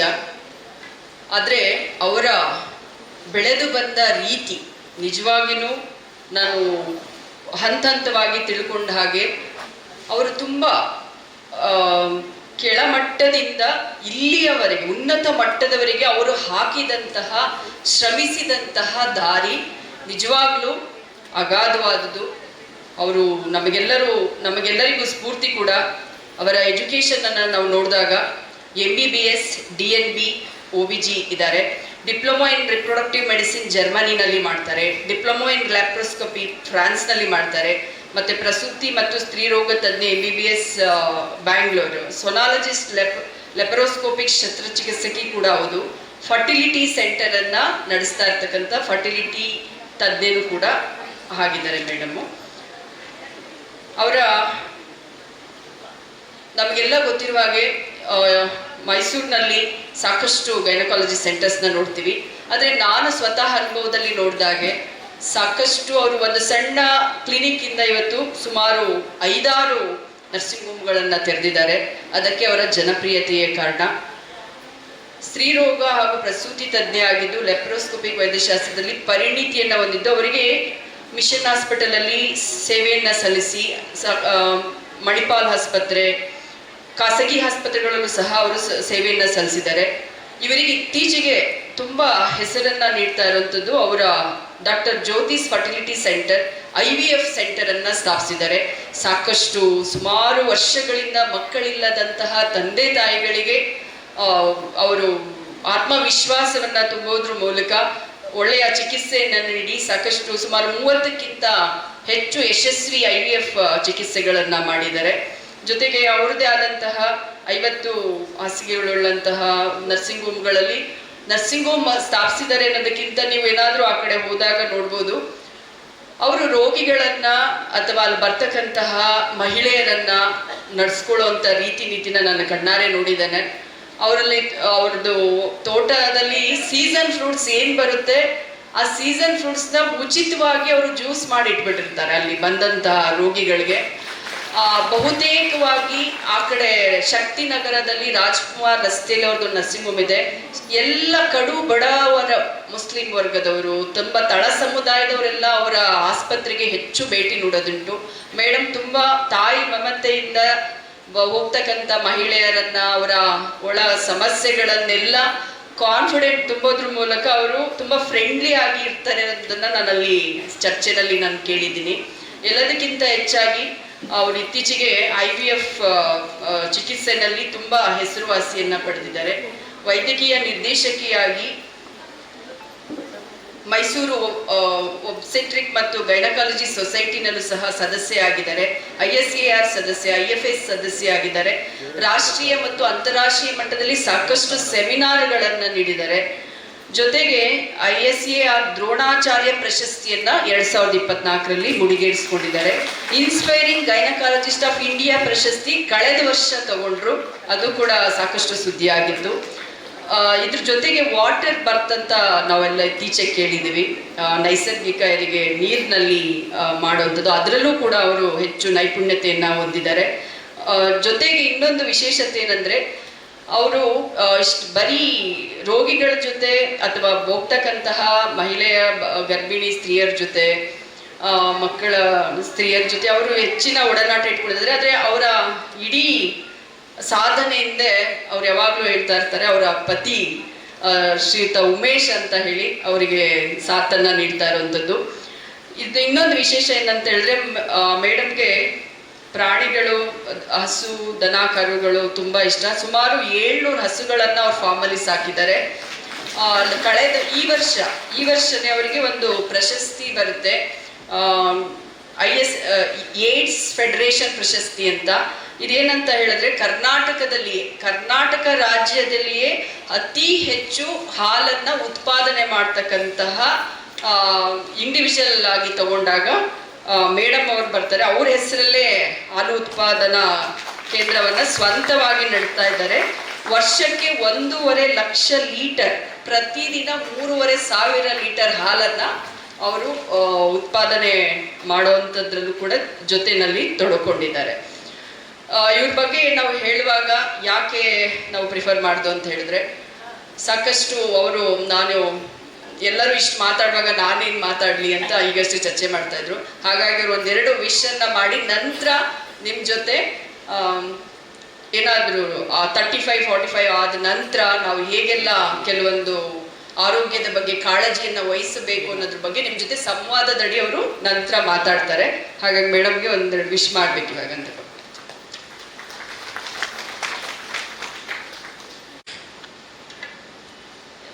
ನಮಸ್ಕಾರ. ಇಲ್ಲಿ ವೇದಿಕೆಯಲ್ಲಿನ ಗಣ್ಯರಿಗೆ ನನ್ನ ಇದು ಮಹಿಳಾ ದಿನಾಚರಣೆಯ ಅಂಗವಾಗಿ ಶುಭಾಶಯಗಳು. ಎಲ್ಲರಿಗೂ ನನ್ನ ಮಹಿಳಾ ದಿನಾಚರಣೆ ಅಂಗವಾಗಿ ಶುಭಾಶಯಗಳು. ನಾನು ಅದೇ ಸವಿತಾ ಮೇಡಮ್ಗೆ ಹೇಳಿದೆ, ನನಗೆ ಅವ್ರು ಹೇಳಿದಂಗೆ ನನಗೆ 20 ಇಯರ್ಸ್ ಪರಿಚಯ ಇದೆ. ಆ್ಯಂಡ್ ಈ ಥರದ ವೇದಿಕೆಯಲ್ಲಿ ನನ್ನೆಲ್ಲ ಕರಿಬೇಡಿ, ನಾನು ಅದು ಇವರು ಪೊಲೀಸ್ ಕಮಿಷನರ್ ಮುಂದೆ, ಕುಲಪತಿಗಳ ಮುಂದೆ ಎಲ್ಲ ನಾನು ಕೂರಿಸ್ಬೇಡಿ ನಾನು ಹೇಳಿದೆ. ಇಲ್ಲ ಮೇಡಮ್, 5 ನಿಮಿಷ ಮಾತಾಡಿ ಸಾಕು, ನಿಮಗೆ ಜಾಸ್ತಿ ತೊಂದರೆ ಕೊಡಲ್ಲ ಅಂತ ಹೇಳಿದರು. ಈ ಮಹಿಳಾ ದಿನಾಚರಣೆ ಅಂಗವಾಗಿ ಮಾತಾಡಬೇಕಂದ್ರೆ ಅದೇ ಈಗಿನ ಕಾನ್ಸೆಪ್ಟು ಸೀಮಾ ಮೇಡಮ್ ಹೇಳ್ದಂಗೆ ಈ ಸಲ ಇದು give to gain concept. It's a wonderful concept, ಹೆಸರಲ್ಲೇ ಇದೆ. ಪ್ರತಿ ವರ್ಷದ ಕಾನ್ಸೆಪ್ಟ್ಗಿಂತ ಈ ಗಿವ್ ಟು ಗೇನ್ ಎಷ್ಟು ವಂಡರ್ಫುಲ್ ಲಾಜಿಕಲ್ ಆಗಿದೆ ಅಂತ ಅನ್ನೋದು ಅದು ಹೆಸರಲ್ಲೇ ಹೇಳುತ್ತೆ. ಮೇಡಮ್ ಎಲ್ಲ ಹೇಳಿದ್ದಾರೆ ಅದ್ರ ಬಗ್ಗೆ. ಅದೇ ನಾವು ಎಷ್ಟು ಮಹಿಳೆಯರಿಗೆ ಕೊಡ್ತೀವಿ ಅಷ್ಟು ಮಹಿಳೆಯರು ಸಮಾಜಕ್ಕೆ ಕೊಡ್ತಾರೆ. ಅದು ಕರೆಕ್ಟ್. ಅವರು ಎಜುಕೇಷನ್ ಇರ್ಬೋದು, ಎಂಪವರ್ಮೆಂಟ್ ಇರ್ಬೋದು, ಎಲ್ಲ ಆಪರ್ಚುನಿಟೀಸ್ ಇಂದ ಹಿಡಿದು ಮಹಿಳೆಯರಿಗೆ ಕೊಡಬೇಕಾಗಿರೋದು ಪ್ರತಿ ಹಂತದಲ್ಲೂ ಮಹಿಳೆಯರನ್ನ ಅಪ್ರಿಷಿಯೇಟ್ ಮಾಡೋದು, ಅವ್ರ ರೆಸಿಲಿಯನ್ಸ್ ಎಷ್ಟು ಎಲ್ಲ ತೋರಿಸೋದು ಎಲ್ಲ ಹಂತವಾಗಿ ಮಾಡ್ತಾ ಬಂದಿದ್ದಾರೆ. ಬಟ್ ನಾನು ಮೇಡಮ್ ಹೇಳಿದಂಗೆ ಟಾಲರೆನ್ಸ್, ವಿಮೆನ್ ಎಷ್ಟು ಟಾಲರೆಂಟ್ ಆಗಿದ್ದೀವಿ ಅಷ್ಟು ಜನ ನಮ್ಮನ್ನು ಯೂಸ್ ಮಾಡ್ಕೋತಾರೆ ಅಂತ. ಎಸ್, ಅದು ಸತ್ಯ. ಆದರೆ ಟಾಲರೆನ್ಸು ಸ್ಯಾಕ್ರಿಫೈಸಿಂದನೇ ನಮ್ಮ ಮನೆಯೆಲ್ಲ ಬೆಳಗಿದೆ ಅಂತ ಅನ್ನೋದನ್ನು ನಾನು ಹೇಳೋಕ್ಕೆ ಇಷ್ಟಪಡ್ತೀನಿ. ನಾವೆಷ್ಟು ಸ್ಯಾಕ್ರಿಫೈಸ್ ಮಾಡ್ತೀವಿ ಅಷ್ಟು ನಮ್ಮ ಫ್ಯಾಮಿಲಿನಲ್ಲೂ ನಮ್ಮ ಹೆಸರಿದೆ. ಆ್ಯಂಡ್ ಆ್ಯಸ್ ವಿಮೆನ್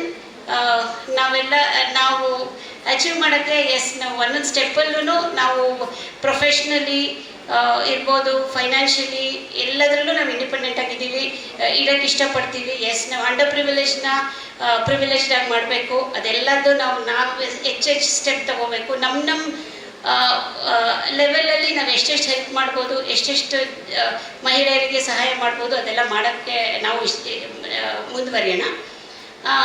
ಬಟ್ ಅದ್ರ ಜೊತೆಗೆ ಮೇಡಮ್ ಹೇಳ್ದಂಗೆ ಈ ವಿಮೆನ್ ಇದು ಮಹಿಳಾ ದಿನಾಚರಣೆಯಲ್ಲಿ ಫಸ್ಟ್ ಮೇಯ್ನಾಗಿ ಕಾನ್ಸಂಟ್ರೇಟ್ ಮಾಡಬೇಕಾಗಿರೋದು ವಿಮೆನ್ಸ್ ಹೆಲ್ತು ಕೂಡ. Women's health is most important. It's a family's health ಅಂತಲೇ ಹೇಳ್ಬೋದು. Women are mentally very strong, physically ಮೆನ್ನಷ್ಟು ಸ್ಟ್ರಾಂಗ್ ಇಲ್ಲದೆ ಇರ್ಬೋದು, ಆದರೆ ಫಿಸಿಕಲ್ ಟಾಲರೆನ್ಸು ವಿಮೆನಿಗೆ ಜಾಸ್ತಿ. ಅವರು ಹೆಲ್ತ್ ಇಶ್ಯೂಸ್ನು ತುಂಬ ಚೆನ್ನಾಗಿ ಟಾಲರೇಟ್ ಮಾಡ್ಕೊಳ್ಳೋ ಶಕ್ತಿ ಇದೆ.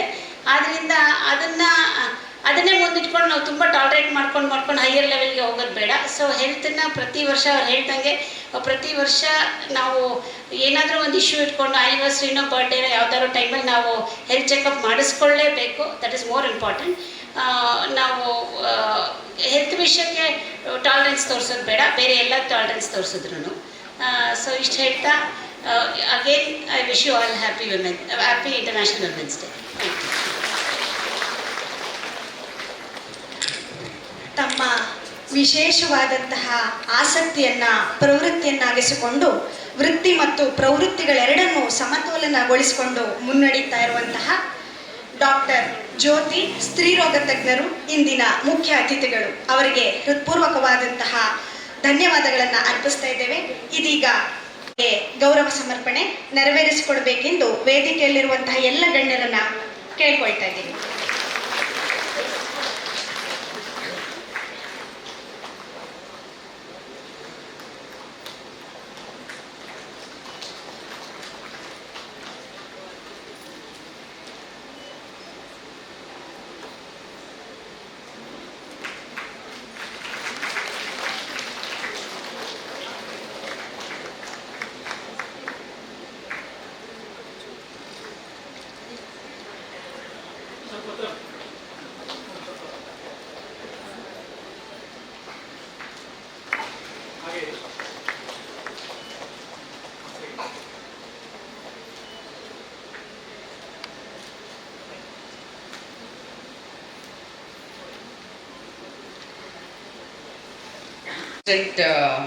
ಕವನ ಮೇಡಮ್ಗೆ, ಜ್ಯೋತಿ ಮೇಡಮ್ಗೆ, ಮಹಿಳಾ ಆರೋಗ್ಯದ ಗುಟ್ಟು ಕಾಪಾಡುವಿರಿ ಜೀವ ಒತ್ತೆ ಇಟ್ಟು, ಅವಿರತ ಶ್ರಮದ ಒಡನಾಡಿ ಸಾವಿರಾರು ಮಕ್ಕಳ ಜೀವನಾಡಿ, ಎಲೆಮರೆಯ ಕಾಯಿ ನೀವು ಗೌರವಿಸುವೆವು ಪ್ರೀತಿಯಿಂದ ನಾವು. ಮೈಸೂರು ವಿಶ್ವವಿದ್ಯಾಲಯ. Thank you ಲೋಲೋಚ್.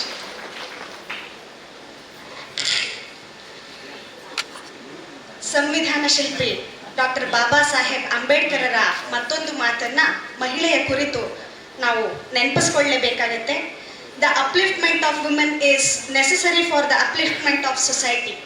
ಬಾಬಾ ಸಾಹೇಬ್ ಅಂಬೇಡ್ಕರರ ಈ ಮಾತನ್ನ ನಾವು ಜಾರಿಗೆ ತಂದಾಗ, ಅನುಷ್ಠಾನಗೊಳಿಸಿದಾಗ ಮಾತ್ರ ಸಮಾಜ ನಿರ್ಮಾಣ ಆಗುತ್ತೆ, ರಾಷ್ಟ್ರ ಅಭಿವೃದ್ಧಿ ಆಗುತ್ತೆ ಅನ್ನೋದನ್ನ ಹೇಳ್ತಾ ಇದೀಗ ಕಾರ್ಯಕ್ರಮವನ್ನ ಕುರಿತು ಹಿತನುಡಿಗಳನ್ನಾಡಬೇಕೆಂದು ಮಾನ್ಯ ಕುಲಸಚಿವರಾದಂತಹ MK ಸವಿತಾ ಮೇಡಮ್ ರವರನ್ನ ಕೇಳ್ಕೊಳ್ತಾ ಇದ್ದೀನಿ.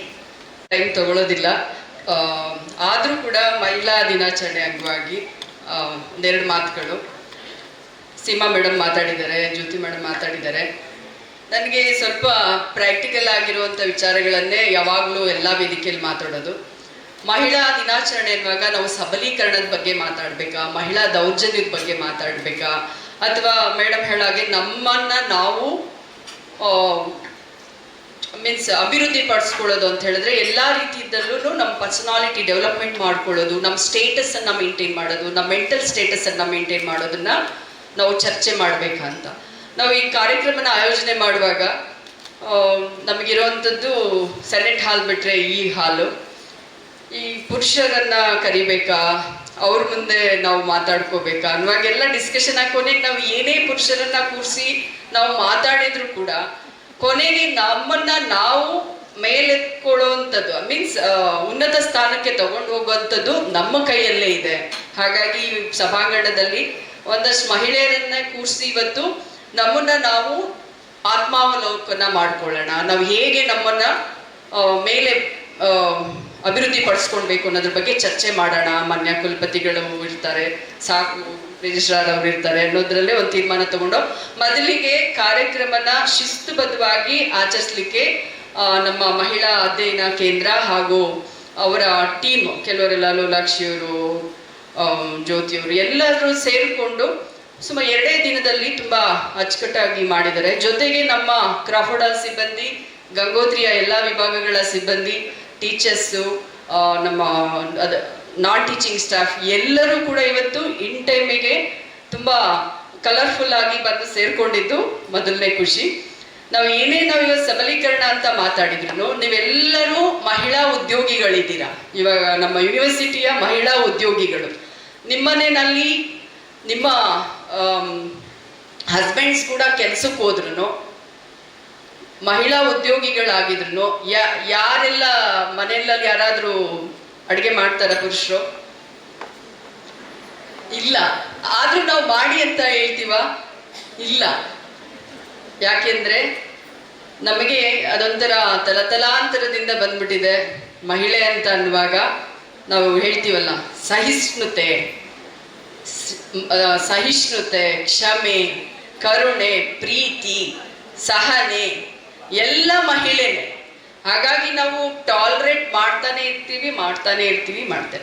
ಆದ್ರೆ ಇದೆಲ್ಲದರ ನಡುವೆ ನಾವು ಹೋಯ್ತು ಆ ಕಾಲ. ಮಹಿಳಾ ದೌರ್ಜನ್ಯದ ಬಗ್ಗೆ ಮಾತಾಡೋದು, ವರದಕ್ಷಿಣೆ ಬಗ್ಗೆ ಮಾತಾಡೋದು, ಇದೆಲ್ಲ ತುಂಬಾ ಕಾಲ ಆಗೋಯ್ತು. ಈಗ ಏನಿದ್ರು ನಮಗೆ ನಾವೇ ಹೇಗೆ ನಮ್ಮನ್ನ ಸಸ್ಟೈನ್ ಮಾಡ್ಕೋಬೇಕು ಅನ್ನೋದ್ರ ಬಗ್ಗೆ ಮಾತ್ರ ನಾವು ಮಾತಾಡ್ಬೇಕಾಗಿರುತ್ತೆ.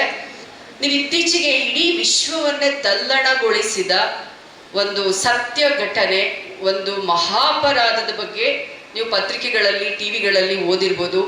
ಜಾನ್ ಎಪ್ಸ್ಟೀನ್ ಕೇಳಿದ್ರ ಯಾರಾದ್ರು? ಒಬ್ಬ ಜಾನ್ ಎಪ್ಸ್ಟೀನ್ ಅಂತಹ ಸಾಮಾನ್ಯ ಮನುಷ್ಯ ವಿಶ್ವದ ಮೂಲೆ ಮೂಲೆಯಲ್ಲಿ ಇರ್ತಕ್ಕಂತಹ ಎಲ್ಲ ದೊಡ್ಡ ದೊಡ್ಡ ರಾಜಕಾರಣಿಗಳು, ನಟರು, ಮತ್ತೆ ಸ್ಟಾರ್ಸ್, ಉದ್ಯಮಿಗಳು, ಪ್ರಪಂಚದಾದ್ಯಂತ ಹೆಸರು ಮಾಡಿರ್ತಕ್ಕಂಥ ಉನ್ನತ ವಲಯದಲ್ಲಿರ್ತಕ್ಕಂಥ ಉದ್ಯಮಿಗಳು ಎಲ್ಲರನ್ನ ಕರೆತಂದು ಒಂದು ಸಣ್ಣ ಐಲ್ಯಾಂಡ್ನಲ್ಲಿ ಈ ಎಪ್ಸ್ಟೀನ್ ಅಂತಕ್ಕಂತಹ ಮನುಷ್ಯ, ಇದು ಯಾವಾಗಲೂ 1980 ತುಂಬಾ ಹಿಂದೆ ನಡೆದಿರೋದ್ರಲ್ಲ, 20ನೇ ಶತಮಾನದಲ್ಲಿ ನಡೆದಿರ್ತಕ್ಕಂತಹ ಘೋರ ಘಟನೆ. ಈ ಜಾನ್ ಎಪ್ಸ್ಟೀನ್ ಅಂತವನು ಒಂದು ಅಮೆರಿಕದ ಹತ್ರ ಒಂದು ಸಣ್ಣ ಐಲ್ಯಾಂಡ್ನಲ್ಲಿ ಇಂತಹ ಘಟಾನುಘಟಿ ನಾಯಕರುಗಳು, ಶ್ರೀಮಂತರು, ಸ್ಟಾರ್ಸ್ ಇವ್ರನ್ನೆಲ್ಲ ಕರೆತಂದು ಪುಟ್ಟ ಪುಟ್ಟ ಬಾಲಕಿಯರನ್ನ ಇವರ ಲೈಂಗಿಕ ಶೋಷಣೆಗೆ, ಇವರ ಲೈಂಗಿಕ ಬಳಕೆಗೆ ಬಳಸ್ಕೊಂಡಂತಹ ಪ್ರಕರಣ ಎಷ್ಟು ಸದ್ದು ಮಾಡ್ತು. ಆದ್ರೆ ಎಷ್ಟು ದಿನ ಮಾಡ್ತಿವತ್ತು? ಕೆಲವೇ ದಿನ ಮಾಡ್ತು. ಇವತ್ತು ಸಾಕಷ್ಟು ವಿಶ್ಲೇಷಕರು ಹೇಳ್ತಾ ಇದ್ದಾರೆ, ಮೀಡಿಯಾದವರು ಹೇಳ್ತಾ ಇದ್ದಾರೆ, ಅಂತಾರಾಷ್ಟ್ರೀಯ ಚರ್ಚೆಗಳು ನಡೀತಾ ಇದೆ. ಇಂತಹ ಒಂದು ಪ್ರಕರಣ, ಗಂಭೀರ ಪ್ರಕರಣದಲ್ಲಿ ಈಗ ಆಲ್ರೆಡಿ ಅವನು ಸತ್ತು ಹೋಗಿದ್ದಾನೆ ಅಥವಾ ಸಾಯಿಸಿನೂ ಬಿಟ್ಟಿದ್ದಾರೆ ಆತನನ್ನ. ಅವನೇನಾದ್ರೂ ಬದುಕಿದ್ದಿದ್ರೆ ಇವತ್ತೇನು ವಿಶ್ವದಲ್ಲಿ ಮುಖವಾಡಗಳನ್ನ ಹಾಕೊಂಡು ಮಹಾನ್ ಪುರುಷರೆಲ್ಲ ಇವತ್ತು ಅಧಿಕಾರವನ್ನ ನಡೆಸ್ತಾ ಇದ್ದಾರೋ ಅಂತಹ ಅಧಿಕಾರ ಪುರುಷರ ಮುಖವಾಡಗಳು ಕಳಚಿ ಬೀಳ್ತಾ ಇತ್ತು ಅನ್ನೋ ಒಂದೇ ಕಾರಣಕ್ಕೆ ಅವನನ್ನ ಸಾಯಿಸಿದ್ರು ಅನ್ನೋ ಒಂದು ಸಂಶಯನೂ ಇದೆ. ಸತ್ತು ಹೋಗಿದ್ದಾನೆ. ಆದ್ರೆ ಯಾವುದೋ ಒಂದು ಪ್ರಕರಣ ಬೆಳಕಿಗೆ ಬಂದಾಗ ಲಕ್ಷಾಂತರ ಚಿಕ್ಕ ಚಿಕ್ಕ ಮಕ್ಕಳನ್ನ ಲೈಂಗಿಕ ಶೋಷಣೆ ಮಾಡಿರುವಂಥದ್ದು, ಅವರ ಜೀವನವನ್ನ ಕಸಿದುಕೊಂಡಿರೋದು, ಅವರ ಬಾಲ್ಯವನ್ನ ಕಸಿದುಕೊಂಡಿರೋದು, ಅವರ ಹಕ್ಕುಗಳನ್ನ ಕಸಿದುಕೊಂಡಿರೋದು ಯಾರೋ ಒಬ್ಬ ಅನಾಗರಿಕ ಪುರುಷ ಅಲ್ಲ, ಶಿಕ್ಷಣ ಹೊಂದಿಲ್ಲದೆ ಇರ್ತಕ್ಕಂಥ ಪುರುಷ ಅಲ್ಲ, ದೊಡ್ಡ ದೊಡ್ಡ ರಾಷ್ಟ್ರದ ನಾಯಕರು, ರಾಷ್ಟ್ರವನ್ನು ಆಳ್ತಾ ಇರೋ ನಾಯಕರುಗಳು, ಕಲೆಯಲ್ಲಿ ಹೆಸರು ಮಾಡಿರುವಂಥ ಸ್ಟಾರ್ಸ್ಗಳು, ಶ್ರೀಮಂತರು ಇವತ್ತು ಎಲ್ಲಿಗೆ ಹೋಗಿ ನಿಂತ್ಕೊಂತಂತ ಹೇಳಿದ್ರೆ, ಇವತ್ತು ಏನು ಇಸ್ರೇಲ್, ಅಮೆರಿಕ, ಇರಾನ್ ಮೇಲೆ ಯುದ್ಧ ನಡೀತಾ ಇದೆ, ಇದು ಒಂದು ಅಸ್ತ್ರ ಆಗಿದೆ. ಯಾವುದನ್ನ? ಜಾನ್ ಎಪ್ಸ್ಟೀನ್ ಪ್ರಕರಣವನ್ನ ಮುಚ್ಚಿ ಹಾಕುವ ಅಸ್ತ್ರ. ಈ ಒಂದು ಸಂದರ್ಭವನ್ನ ಬಳಸ್ಕೊಂಡು ಈ ಜಾನ್ ಎಪ್ಸ್ಟೀನ್ ಪ್ರಕರಣ ಮುನ್ನೆಲೆಗೆ ಬರದ ಹಾಗೆ ಇಡೀ ತಂತ್ರವನ್ನ ಎಳೆದಿವತ್ತು ಅದರಲ್ಲಿ ಇರ್ತಕ್ಕಂಥ ಮಹಾನ್ ನಾಯಕರುಗಳು ಇಂತಹ ಒಂದು ಇರಾನ್ ದೇಶದ ಮೇಲೆ ಯುದ್ಧ ನಡೀತಾ ಇದ್ರು ಕೂಡ ಎಲ್ಲಿ ನನ್ನ ಹೆಸರನ್ನ ಬಯಲು ಮಾಡುತ್ತೋ ಅಮೆರಿಕ ದೇಶ, ನಾನು ಅಂತೇಳಿ ಇವತ್ತು ಯಾರನ್ನು ಖಂಡಿಸೋ ಧೈರ್ಯನೂ ಮಾಡ್ತಾ ಇಲ್ಲ. ಎಷ್ಟು ಬ್ರಿಟನ್, ಫ್ರಾನ್ಸ್ ಇಂತಹ ರಾಷ್ಟ್ರಗಳ ನಾಯಕರು ರಾಜೀನಾಮೆಯನ್ನ ಕೊಡ್ತಾ ಇದ್ದಾರೆ. ಯಾಕೆಂದ್ರೆ ಅವರ ನೈತಿಕ ಮೌಲ್ಯ ಎಲ್ಲ ಕಳ್ಕೊಂಡಿದ್ದಾರೆ. ಎಂತೆಂತಹ ಹೆಸರುಗಳು ಬಂದಿದೆ ಈಗ ಆಲ್ರೆಡಿ ಜಾನ್ ಎಪ್ಸ್ಟೀನ್ ಪ್ರಕರಣದಲ್ಲಿ ಅಂತ ಗೊತ್ತಿದೆ. ಆದ್ರೆ ಏನೇ ಆಗಿರ್ಲಿ, ಇಲ್ಲಿ ಶ್ರೀಮಂತರು, ನಟರು ಅಥವಾ ರಾಜಕಾರಣಿಗಳು, ಮಹಾನ್ ನಾಯಕರುಗಳೆಲ್ಲ ಆಟ ಆಡಿದ್ ಯಾರ ಜೊತೆ ಇವತ್ತು ಮುಚ್ಚೋಗ್ತಾ ಇದೆ? ಅವನ್ ಸತ್ತೋದ ಅಥವಾ ಅವನ ಜೊತೆಲಿರೋರಿಗೆ ತನಿಖೆ ಆಗ್ತಾ ಇದೆ, ಅದ್ರಲ್ಲಿ ಇನ್ನೂ ಎಷ್ಟು ಜನ ಹೊರಗೆ ಬರ್ತದೋ ಅಥವಾ ಪ್ರಕರಣ ಮುಚ್ಚೋಗ್ತದೋ ಬೇರೆ. ಆದ್ರೆ ಅಲ್ಲಿ ಬಲಿಯಾಗಿದ್ದು ಒಂದು ಚಿಕ್ಕ ಚಿಕ್ಕ ಕಂದಮ್ಮಗಳು, ಸುಮಾರು 14, 12, 10, 6 ವರ್ಷದ ಬಾಲಕಿಯರು, ಮಕ್ಕಳು. ಇಂಥ ಮಕ್ಕಳದು ಇವತ್ತು ಅಂತಾರಾಷ್ಟ್ರೀಯ ಮಟ್ಟದಲ್ಲಿ ಶೋಷಣೆ ಆಗ್ತಾ ಇದೆ ಅಂದ್ರೆ ನಾವು ಏನ್ ಮಾತಾಡೋಣ? ಮಹಿಳಾ ದಿನದಲ್ಲಿ ನಾವು ಏನ್ ಮಾತಾಡ್ಬೇಕು? ವರದಕ್ಷಿಣೆ ಕೇಸ್ ಮಾತಾಡ್ಬೇಕಾ? ಇಂತಹ ಅಂತಾರಾಷ್ಟ್ರೀಯ ಮಟ್ಟದಲ್ಲಿ ದೌರ್ಜನ್ಯಗಳು, ನೀತಿ ನಿಯಮಗಳನ್ನ ರೂಪಿಸ್ತಕ್ಕಂತಹ, ಮುಖವಾಡ ಹಾಕಿರ್ತಕ್ಕಂತಹ ಮಹಾನ್ ಲೀಡರ್ಸ್ಗಳು ಇಂಥದ್ರಲ್ಲಿ ತೊಡಗಿರುವಾಗ ನಮ್ಮ ರಕ್ಷಣೆಯನ್ನ ನಾವು ಎಲ್ಲಿ ಮಾಡ್ಕೋಬೇಕಂತ ಹೇಳಿದ್ರೆ, ಈಗ ಪೊಲೀಸ್ ವ್ಯವಸ್ಥೆ ಇದೆ ಹಾಗಂದ್ಬಿಟ್ಟು ನಾನು 1 ಗಂಟೆ ರಾತ್ರಿಲಿ ಸುಮ್ಮನೆ ರಕ್ಷಣೆ ಇಲ್ಲದೆ ಇರೋ ಜಾಗಕ್ಕೆ ಹೋದ್ರೆ ಪೊಲೀಸ್ ಎಲ್ಲಾ ಕಡೆ ಕಾಯಕ್ಕಾಗತ್ತ? ಪೊಲೀಸ್ ಸುವ್ಯವಸ್ಥೆ ಸರಿ ಇಲ್ಲ, ನನ್ನ ಮೇಲೆ ಲೈಂಗಿಕ ದೌರ್ಜನ್ಯ ಆಯ್ತು. ನಮ್ಮ ರಕ್ಷಣೆನ ನಾವು ಮಾಡ್ಕೋಬೇಕಾಗಿದೆ, ನಮ್ಮ ಹೆಣ್ಮಕ್ಳು ರಕ್ಷಣೆನ ನಾವು ಮಾಡ್ಕೋಬೇಕಾಗಿದೆ. ಯಾವುದೇ ಗೌರ್ಮೆಂಟ್ದು ಸವಲತ್ತುಗಳು ಬೇರೆ, ಅದನ್ನ ಬಳಸ್ಕೊಂಡು ಮೇಲೆ ಬರೋದು. ಇವತ್ತು ಮಹಿಳೆಯ ಸಬಲೀಕರಣ ಅಂತ ಹೇಳಿದ್ರೆ ನಮ್ಮನ್ನ ನಾವು ಸುಶಿಕ್ಷಿತರನ್ನಾಗಿ ಶಿಕ್ಷಣ ತಗೊಳ್ಳೋದು ಬೇರೆ, ಸುಶಿಕ್ಷತೆ ಬೇರೆ. ಶಿಕ್ಷಣ ತಗೊಂಡು ಇವತ್ತು ಎಷ್ಟು ಮಹಿಳೆಯರು ಸುಶಿಕ್ಷಿತರಾಗಿದ್ದೇವೆ. ನಮ್ಮ ಒಳಗೇನೆ ಈಗ ಯಾವುದೋ ಒಂದು ಹೆಣ್ಣು ಅವಳ ಗಂಡನ್ನ ಸಾಯಿಸ್ಲಿಕ್ಕೆ ಬೇರೆ ಪರಪುರುಷನ ಜೊತೆ ಸೇರ್ಕೊಂಡು ಸಾಯಿಸ್ಬಿಟ್ಲು, ಅಥವಾ ಯಾವುದೋ ಅತ್ತೆ ವರದಕ್ಷಿಣೆ ಕಿರುಕುಳ ಕೊಟ್ಟು ಸಾಯಿಸ್ಬಿಟ್ಲು. ಈ ತರದನ್ನ ವರದಿ ಮಾಡಿ ಹೆಣ್ಣು ಸಹ ಕ್ರೂರಿ ಅನ್ನೋದನ್ನ ಬಿಂಬಿಸ್ತಾರೆ. ಆದ್ರೆ what is this Epstein case? ಅವ್ರೇನ್ ಮಾಡ್ತಾ ಇದ್ದಾರೆ? ಇಂತಹ ದೊಡ್ಡ ಮಟ್ಟದ ದೌರ್ಜನ್ಯಗಳನ್ನ ಮಕ್ಕಳ ಮೇಲೆ ನಡೆಯುವಾಗ ಈ ರೀತಿ ಒಂದು ಸಣ್ಣ ಸಣ್ಣ ಘಟನೆಗಳಲ್ಲಿ ಅಲ್ಲೂ ಕೂಡ ಮಹಿಳೆ ಅಪರಾಧವನ್ನ ಎಸಗಬೇಕಂತ ಹೇಳಿದ್ರೆ ಅವನಿಂದ ಯಾವುದೋ ಒಬ್ಬ ಗಂಡಸಿರ್ತಾನೆ. ಅವಳು ನಿಜವಾಗೂ ಅಂತ ಕುಕೃತ್ಯವನ್ನ ಒಬ್ಬಳೇ ಮಾಡ್ಲಾರ್ದು, ಯಾವುದೋ ಒಂದು ಗಂಡನ್ನ ಸಾಯಿಸ್ಬೇಕಂತ ಹೇಳಿದ್ರೆ ಯಾವುದೋ ಒಂದು ಪುರುಷದ ಬಲಾನೇ ಇರುತ್ತೆ. ಅಂತಹ ಒಂದು ಸಂದರ್ಭಗಳಲ್ಲಿ ಮಾಡೋ ಅಂತ ಕೃತ್ಯಗಳ ಜೊತೆಗೆ ಇವತ್ತು ಹೆಣ್ಣೇನ್ ಕಡಿಮೆನಾ, ಹೆಣ್ಣೇನು ಮೋಸ ಮಾಡಲ್ವಾ, ಹೆಣ್ಣೇನ್ ತಪ್ಪು ಮಾಡಲ್ವಾ, ಬರೀ ಗಂಡಸರೇ ದೌರ್ಜನ್ಯ, ಇಂಥದನ್ನ ನಮಗೆ ಹೋಲಿಕೆ ಮಾಡಿ ನಮ್ಮನ್ನ ಕುಗ್ಸ್ಲಿಕ್ಕೆ ಬರ್ತಾರೆ. ಹಾಗಾಗಿ ಮಹಿಳೆಯರೇ, ನಾವು ಎಲ್ಲಿ ಎಚ್ಚೆತ್ಕೋಬೇಕಂತ ಹೇಳಿದ್ರೆ, ಮಹಿಳೆ ಒಬ್ಬ ಮಹಿಳೆಯಾಗಿ ಒಂದು ಉನ್ನತಕ್ಕೆ ಏರಿದ್ದಕ್ಕಂಥ ಮಹಿಳೆಯನ್ನ ನಾವು ಗೌರವದಿಂದ ನೋಡ್ಬೇಕು. ನಾವು ಯಾವುದೇ ರೀತಿಯಾದಂತಹ ಹೊಟ್ಟೆ ಕಿಚ್ಚನ್ನ ಪಡಬಾರ್ದು. ಅವಳು ಚೆನ್ನಾಗಿದ್ದಾಳ, ನಾನು ಒಂದು ಸ್ವಲ್ಪ ಚೆನ್ನಾಗಾಗೋಣ ಅಂತ ಹೇಳಬೇಕು. ಅವಳ ಕಷ್ಟಕ್ಕೆ ನಾವು ಭಾಗಿಯಾಗಬೇಕು. ಅಥವಾ ಅವಳನ್ನ ಯಾರೋ ನಿಂದಿಸ್ತಾ ಇದ್ರೆ ನಾವು ಅವರಿಗೆ ಸಪೋರ್ಟ್ ಮಾಡಬೇಕು. ಅವಳು ಸಮಾಜದಲ್ಲಿ ಮುನ್ನಡೆಗೆ ಬರ್ಬೇಕಂತ ಹೇಳಿದ್ರೆ ನಾವು ಕೂಡ ಅವಳಿಗೆ ಮಾರ್ಗದರ್ಶನವನ್ನ ನೀಡಬೇಕು. ಒಂದು ಹೆಣ್ಣಿನ ಅತ್ಯುನ್ನತ ಶ್ರೇಷ್ಠ ಅವಳ ಸ್ಥಾನವನ್ನ ನಾನು ಗೌರವಿಸಿದಾಗ ನನಗೆ ಗೌರವ ಸಿಗುತ್ತೆ. ಆದ್ರೆ ನಾವು ಎಷ್ಟು ಮಹಿಳೆಯರು ಇವತ್ತು ಒಬ್ರನ್ನೊಬ್ರು ಗೌರವಿಸ್ಕೊಳ್ತಾ ಇದ್ದೀವಿ. ನಾವು ಏನೆಲ್ಲ ದಿನಗಟ್ಟಲೆ ಕೂತ್ಕೊಂಡು ಮಾತಾಡ್ತೀವಿ. ಯಾಕೆ ಈಗ ನಾನು ಸೀಮಾ ಮೇಡಮ್ ನಾನೇ ಕರಿಬೇಕು ನಮ್ಮ ಫಂಕ್ಷನ್ಗೆ, ಈ ಥರ ನಾನು ಮನಸ್ಸಲ್ಲಿ ಇಟ್ಕೊಂಡ್ಬಿಟ್ರೆ ಆಗಲ್ಲ. ನಾವು ಯಾರು ಸಾಧನೆ ಮಾಡ್ತಾರೋ, ಒಳ್ಳೆ ಸ್ಥಾನದಲ್ಲಿದ್ದಾರೋ ನಾವು ವಿಜೃಂಭಿಸ್ಬೇಕು. ಅಂತ ಮಹಿಳೆಯರನ್ನ ನೋಡಿ ವಿಜೃಂಭಿಸ್ಬೇಕು. ನಮ್ಮ ಮನಸ್ಸಲ್ಲಿ ಕೂಡ ನನ್ನ ಮಗುನ ಹಂಗೆ ಮಾಡಬೇಕು, ಅಥವಾ ನಾನು ಅವ್ರ ಥರ ಚೆನ್ನಾಗಿ ಕಾಣಬೇಕು, ಅಥವಾ ನಾನು ಅವ್ರ ಥರ ಒಳ್ಳೆ ಹೆಸರು ತಗೋಬೇಕು ಅನ್ನೋ ಧನಾತ್ಮಕ ಮನಸ್ಸನ್ನ ನಾವು ಬೆಳೆಸ್ಕೋಬೇಕು.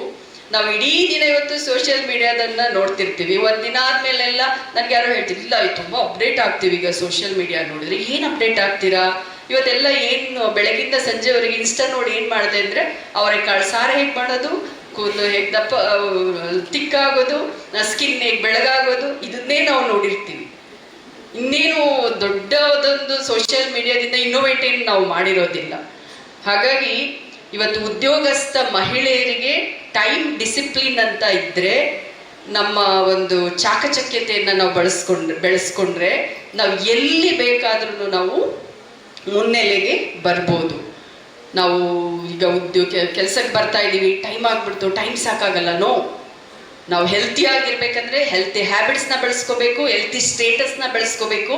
ನಾವು ಯಾರ ಮುಂದೆ, ಪುರುಷರ ಮುಂದೆ ನಮಗೆ ಗೌರವ ಕೊಡಿ, ನಿಮ್ಗೆ ಸಮಾನ ಸ್ಥಾನಮಾನ ಕೊಡಿ ಅಂತ ಹೋಗಲ್ಲ. ಇವತ್ತಿಗೂ ಹೆಂಗ್ಸ್ತರ ಆಡ್ತೀಯಾ, ಹೆಂಗ್ಸ್ತರ ಅಳ್ತೀಯಾ ಅನ್ನೋ ನಾವು ಎಲ್ಲ ಕೆಲಸಗಳನ್ನ ಮಾಡ್ಲಿಕ್ಕೂ ರೆಡಿ ಇದ್ದೀವಿ. ಈಗ ಪೊಲೀಸ್ ಅಂತ ಅಂದಾಗ ಅವರ ಲೆವೆಲ್ಗೆ ಕೆಲಸ ಮಾಡ್ತಾ ಇರ್ತಾರೆ.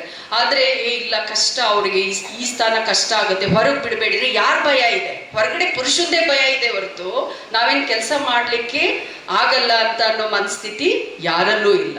ಹಾಗಾಗಿ ಇವತ್ತು ನಾವಿಲ್ಲಿ ನಮ್ಮ ಮಕ್ಕಳಿರ್ಬೋದು, ನಮ್ಮ ಮೊಮ್ಮಕ್ಕಳಿರ್ಬೋದು, ನಾವೆಲ್ಲ ಇವತ್ತು ಸೇರಿ ಏನು ಮಾಡ್ಬೇಕಂತ ಹೇಳಿದ್ರೆ, ನಾವು ನಮ್ಮ ಬಗ್ಗೆ ಸಂರಕ್ಷಣೆಯನ್ನ ಮಾಡ್ಕೊಳ್ಳೋದು. ನಮಗೆ ನಾವೇ ಬೆಳಕಾಗ್ಬಿಡ್ಬೇಕು. ಇವಾಗ ಯಾವುದೋ ಸರ್ಕಾರವನ್ನು ನಂಬೋದಾಗ್ಲಿ, ಯಾವುದೋ ಒಂದು ಸಂಸ್ಥೆಯನ್ನ ನಂಬೋದಾಗ್ಲಿ ಯಾವುದು ಕೂಡ ಇವತ್ತು ಲೆಕ್ಕಕ್ಕೆ ಬರಲ್ಲ.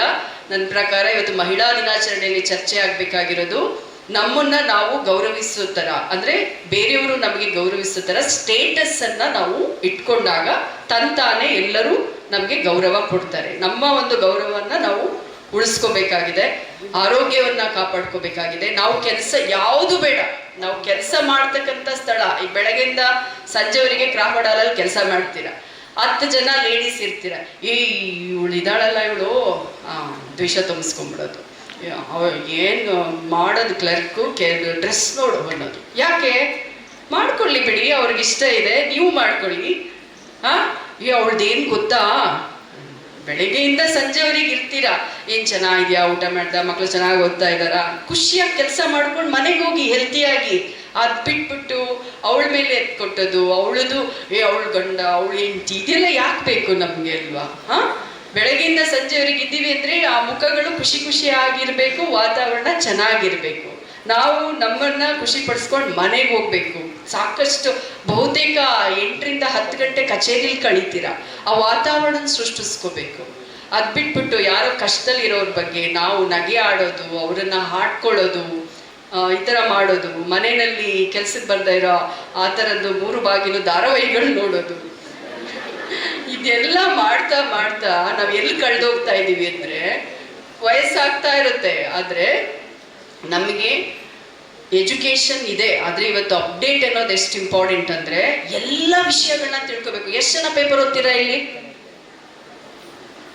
ಎಲ್ಲರೂ ಪೇಪರ್ ಓದ್ಬೇಕು, ಒಂದು ಒಳ್ಳೊಳ್ಳೆ ಮ್ಯಾಗಝಿನ್ ಓದ್ಬೇಕು. ಅದರಲ್ಲಿ ಒಳ್ಳೊಳ್ಳೆ ನೀವು ಬಿಟ್ಬಿಡಿ ಮೊಬೈಲು ಟಿವಿ ಎಲ್ಲ, ನಮಗೆ ರಿಲ್ಯಾಕ್ಸ್ ಆಗುವಂಥ ಒಂದು ಸಂಗೀತ ಕೇಳುವಂಥದ್ದು, ಅದು ಒಂದು ನಾವೇ ಒಂದು ಹಾಡೋ ಹವ್ಯಾಸ ಬೆಳೆಸ್ಕೊಳ್ಳುವಂಥದ್ದು, ಇದನ್ನೆಲ್ಲ ಮಾಡಿ ನೋಡಿ. ಎಲ್ಲ ಕಪ್ಪಗಿರೋರು, ವೈಟ್ಗಿರೋರು ಎಲ್ಲರೂ ಚೆನ್ನಾಗಿ ಕಾಣ್ತೀವಿ. ಅಲಂಕಾರ ಮಾಡ್ಕೊಂಡ್ರಷ್ಟೇ ಚಂದ ಅಲ್ಲ, ನಮ್ಮ ಮುಖದಲ್ಲಿ ನಗುವನ್ನ ಇಟ್ಕೊಂಡು ಸದಾ ಆತ್ಮವಿಶ್ವಾಸ ಇಟ್ಕೊಂಡ್ರೆ ತುಂಬಾ ಸುಂದರವಾಗಿ ಕಾಣ್ತೀವಿ. ಮನೇಲಿ ಇರುತ್ತೆ ಒಂದು ಫ್ಯಾಮಿಲಿನಲ್ಲಿ, ನೀವು ಎಲ್ಲರೂ ಹೇಳ್ತೀರಾ, ನಾನು ಎಲ್ಲಾರ್ಗೂ ಒಳ್ಳೆಯವಳಾಗಿದ್ದೀನಿ, ಆದ್ರೂ ಮನೆಯಲ್ಲಿ ಕಿರುಕುಳ, ಗಂಡ ಕುಡಿತಾನೆ, ನಾನು ಎಷ್ಟೇ ದುಡ್ಕೊಂಡು ಹೋದ್ರೂ ನನಗೆ ನೆಮ್ಮದಿ ಇಲ್ಲ, ಅತ್ತೆ ಕಿರುಕುಳ, ಮಕ್ಕಳು ಸರಿ ಇಲ್ಲ, ಅದೆಲ್ಲನೂ ಮೀರಿ ನಿಲ್ಬೇಕಿವತ್ತು. ಗಂಡ ಕುಡಿತಾನೆ, ಅವ್ನು ಮಾಡ್ತಾನೆ ಅಂದ್ಬಿಟ್ಟು ನಾನು ಹತ್ಕೊಂಡು ಕೂತ್ರೆ ಆಗಲ್ವಲ್ಲ, ಸಾಕ್ಬೇಕಲ್ಲ, ಮಕ್ಕಳು ನೋಡ್ಬೇಕಲ್ಲ. ಹಾಗಾಗಿ ಅದೆಲ್ಲನೂ ಮೀರಿ ನಿಂತ್ಕೊಳ್ಳುವಂತಹ ಆತ್ಮವಿಶ್ವಾಸನ, ಸದೃಢ ಮನಸ್ಸನ್ನ ನೀವು ಬೆಳೆಸ್ಕೊಳ್ಳೋದೇ ಇವತ್ತು ಮಹಿಳಾ ದಿನಾಚರಣೆಗೆ ಶೋಭೆ. ನಾವು ಇನ್ನೇನೋ ಅಂತಾರಾಷ್ಟ್ರೀಯ ಮಹಿಳೆಯರನ್ನೆಲ್ಲ ನಾವಿಲ್ಲಿ ತಂದು ನಿಲ್ಸಕ್ಕಾಗಲ್ಲ. ನಮ್ಮ ಮುಂದೆ ಇರ್ತಕ್ಕಂಥ ಮಹಿಳೆಯರನ್ನೇ ನಾವು ಮಾದರಿಯಾಗಿ ತಗೊಂಡು ಎಂಥದೇ ಪರಿಸ್ಥಿತಿ ಬಂದರೂ ಕೂಡ ಮನಸ್ಸಲ್ಲಿ ಧೃತಿಗೆಡದೆ ಆತ್ಮವಿಶ್ವಾಸದಿಂದ ನಮ್ಮ ಮಕ್ಕಳ ಶ್ರೇಯೋಭಿವೃದ್ಧಿಗೆ, ನಮ್ಮ ಕುಟುಂಬದ ಶ್ರೇಯೋಭಿವೃದ್ಧಿಗೆ, ನಾವು ಕೆಲಸ ಮಾಡ್ತಕ್ಕಂಥ ಸಂಸ್ಥೆಯ ಶ್ರೇಯೋಭಿವೃದ್ಧಿಗೆ ಸದಾ ಚಾಕಚಕ್ಯತೆಯಿಂದ ನಾವು ದುಡ್ದಿದೆ ಆದಲ್ಲಿ ಎಲ್ಲ ಮಹಿಳೆಯರಿಗೆ ಯಶಸ್ಸು ಸಿಗುತ್ತೆ. ಅಂತಿಮವಾಗಿ ಒಂದು ಪರಿಪೂರ್ಣ ಮಹಿಳೆ ಅಂತ ಅನ್ಸ್ಕೋಬೇಕಂತ ಹೇಳಿದ್ರೆ, ಒಂದು ಸದೃಢ ಮಹಿಳೆ ಅಂತ ಅನ್ಸ್ಕೋಬೇಕಾದ್ರೆ ನಾನು ಹೇಳೋದಿಷ್ಟೇ, ಒಬ್ಬ ಮಹಿಳೆ ಇನ್ನೊಬ್ಬ ಮಹಿಳೆಯನ್ನ ಗೌರವಿಸ್ಬೇಕು, ಅವಳ ಕಷ್ಟಕ್ಕೆ ನಾವು ಭಾಗಿಯಾಗಬೇಕು, ಅವಳಿಗೆ ನಾವು ಮಾರ್ಗದರ್ಶನವನ್ನ ನೀಡಬೇಕು, ಕಷ್ಟದಲ್ಲಿ ಕೈ ಹಿಡಿಬೇಕು. ಈ ಒಂದು ಸಂಸ್ಕೃತಿಯನ್ನ ಬೆಳೆಸ್ಕೊಂಡಾಗ ಮಾತ್ರ ನಾವು ಪರಿಪೂರ್ಣ ಮಹಿಳೆ ಆಗ್ತೀವಿ. ಯಾವ ಮಹಿಳೆ ಇನ್ನೊಬ್ಬಳನ್ನ ಕಂಡ್ರೆ ದ್ವೇಷ, ಅಸೂಯೆ, ಸಿಟ್ಟು, ಅಗೌರವ ಇದನ್ನ ಬೆಳೆಸ್ಕೊಳ್ತಾಳೋ ಅವಳು ಯಾವತ್ತೂ ಮುನ್ನೆಲೆಗೆ ಬರೋದಿಲ್ಲ. ಅವಳು ಹಾಗೆ ಹೊಟ್ಟೆ ಕಿಚ್ಚನ್ನ ಹೊಟ್ಟೆಯೆಲ್ಲ ಇಟ್ಕೊಂಡು ಅವಳೇ ಹೀನ ಸ್ಥಿತಿಗೆ ಹೋಗ್ತಾಳೆ ಹೊರತು ಅಂತಹ ಮಹಿಳೆ ಎಲ್ಲೂ ಮುನ್ನೆಲೆಗೆ ಬರ್ಲಿಕ್ಕಾಗಲ್ಲ. ಹಾಗಾಗಿ ಮಹಿಳೆಯರೇ ಗೌರವಿಸ್ಬೇಕು ಅಂತ ಹೇಳ್ತಾ, ಯಾವತ್ತಿದ್ರೂ ಹೆಣ್ಣು ಕರುಣೆ, ಕರುಣಾಮಯಿ, ಕ್ಷಮೆಯಾದರಿತ್ರಿ, ಸಕಲ ಎಲ್ಲವನ್ನೂ ಅವಳು ತ್ಯಾಗ ಮಾಡತಕ್ಕಂಥ ತ್ಯಾಗಮಹಿ ಹಾಗೇನೆ ಉಳಿಬೇಕು. ಆದರೂ ಕೂಡ ನಮ್ಮ ರಕ್ಷಣೆನ ನಾವು ನೋಡ್ಕೋಬೇಕು. ಹೆಣ್ಣು ಹೆಣ್ಣಾಗೇ ಇದ್ದು ಎಲ್ಲವನ್ನೂ ಜಯಿಸ್ಬೇಕು ಅನ್ನೋದು ನನ್ನ ಆಶಯ. ಮತ್ತೊಮ್ಮೆ ಎಲ್ಲರಿಗೂ ಅಂತಾರಾಷ್ಟ್ರೀಯ ದಿನಾಚರಣೆ ಶುಭಾಶಯಗಳನ್ನ ಹೇಳ್ತಾ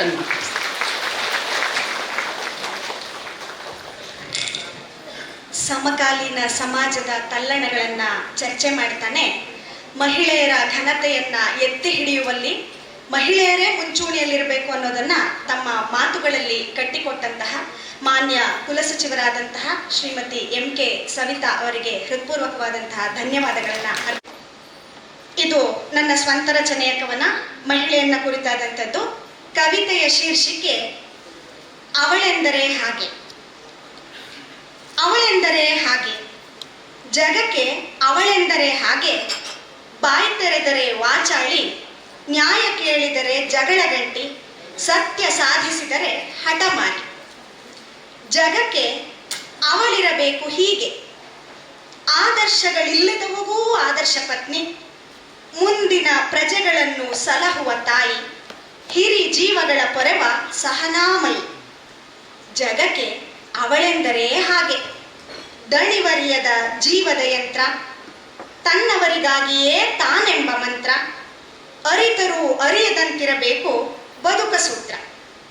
ಜಗಕ್ಕೆ ಅವಳಿರಬೇಕು ಹೀಗೆ, ಎದುರಾಡಬಾರದು ಒಪ್ಪಬೇಕು, ನೋವೆನ್ನಬಾರದು ನಗಬೇಕು, ಪ್ರಶ್ನೆ ಮಾಡಬಾರದು ದುಡಿಯಬೇಕು. ಅಸಲಿಗೆ ಅವಳೆಂದರೆ ಹಾಗೆ, ಅಸಲಿಗೆ ಅವಳೆಂದರೆ ಹಾಗೆ. ನೋವ ಮುಚ್ಚಿಡುವ ಮೌನ ವ್ರತ ನಿಷ್ಠೆ, ಕತ್ತಲಲ್ಲಿ 2 ಹನಿ ಕಂಬನಿ.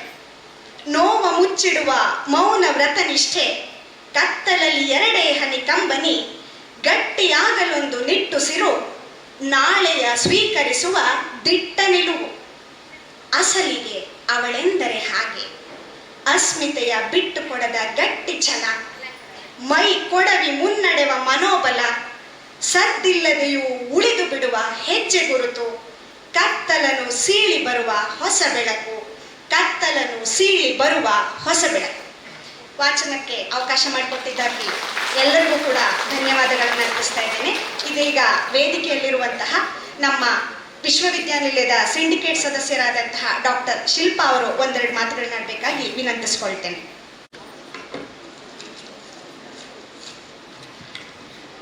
ವೇದಿಕೆ ಮೇಲೆ ಆಸೀನರಾಗಿರುವಂತಹ ಎಲ್ಲ ಗಣ್ಯರೇ ಹಾಗೂ ವೇದಿಕೆ ಮುಂದೆ ಆಸೀನರಾಗಿರುವಂತಹ ಬೋಧಕ ಬೋಧಕೇತರ ಸಿಬ್ಬಂದಿ ವರ್ಗದವರೇ, ವಿದ್ಯಾರ್ಥಿನಿಯರೇ ಹಾಗೂ ಮಾಧ್ಯಮ ಮಿತ್ರರೇ, ಎಲ್ಲರಿಗೂ ನಮಸ್ಕಾರ. ಈ ದಿನ ನಾವು 115ನೇ ಅಂತಾರಾಷ್ಟ್ರೀಯ ಮಹಿಳಾ ದಿನಾಚರಣೆಯನ್ನ ಆಚರಿಸ್ತಾ ಇದ್ದೀವಿ. ಹಾಗಾಗಿ ಎಲ್ಲ ಮಹಿಳೆಯರಿಗೆ ವಿಶ್ವ ಮಹಿಳಾ ದಿನಾಚರಣೆಯ ಹಾರ್ದಿಕ ಶುಭಾಶಯಗಳು. ಈಗಾಗಲೇ ಎಲ್ಲರೂ ಕೂಡ ಅಚ್ಚುಕಟ್ಟಾಗಿ ಎಲ್ಲ ವಿಷಯಗಳ ಬಗ್ಗೆ ಮಾತಾಡ್ಬಿಟ್ಟಿದ್ದಾರೆ. ಗಿವ್ ಟು ಗೈನ್, ಖಂಡಿತವಾಗಿ ನಾನು ಇದನ್ನ ಆಕ್ಸೆಪ್ಟ್ ಮಾಡ್ತೀನಿ. ಏನಂದ್ರೆ ಹೆಣ್ಮಕ್ಳು ಒಂದನ್ನ ಕೊಟ್ಟರೆ ಅದರಿಂದ ಹೆಚ್ಚು 10 ಪಟ್ಟು 100 ಪಟ್ಟು ಕೊಡ್ತಾರೆ ಅಂತ ಹೇಳಕ್ ಇಷ್ಟಪಡ್ತೀನಿ. ಮತ್ತೆ ಈ ಸತಿ ಒಂದು ಉದ್ದೇಶ ಅಂತ ಕೂಡ ಮಾಡಿದ್ದಾರೆ. ಏನಂತಂದ್ರೆ ನಾವು ಮಹಿಳೆಯರಲ್ಲಿ ಪ್ರಗತಿಯನ್ನ ಕಾಣಿದ್ರೆ ನಮ್ಮ ದೇಶ ಕೂಡ ಪ್ರಗತಿ ಆಗತ್ತೆ ಅಂತ. ಮತ್ತೆ ಸಾಧನೆ ಮಾಡಿರೋರನ್ನ ನಾವು ಸ್ಮರಿಸ್ಬೇಕಾಗತ್ತೆ. ನನ್ನ ಒಂದು ಸ್ವ ಅಭಿಪ್ರಾಯ ಏನಂದ್ರೆ, ನಾವು ಸಾಮಾನ್ಯವಾಗಿ ಮಹಿಳಾ ದಿನಾಚರಣೆ ಬಗ್ಗೆ, ಮಹಿಳಾ ಸಬಲೀಕರಣದ ಬಗ್ಗೆ ಇತ್ತೀಚಿನ ದಿನಗಳಲ್ಲಿ ಹೆಚ್ಚಾಗಿ ಮಾತಾಡ್ತೀವಿ.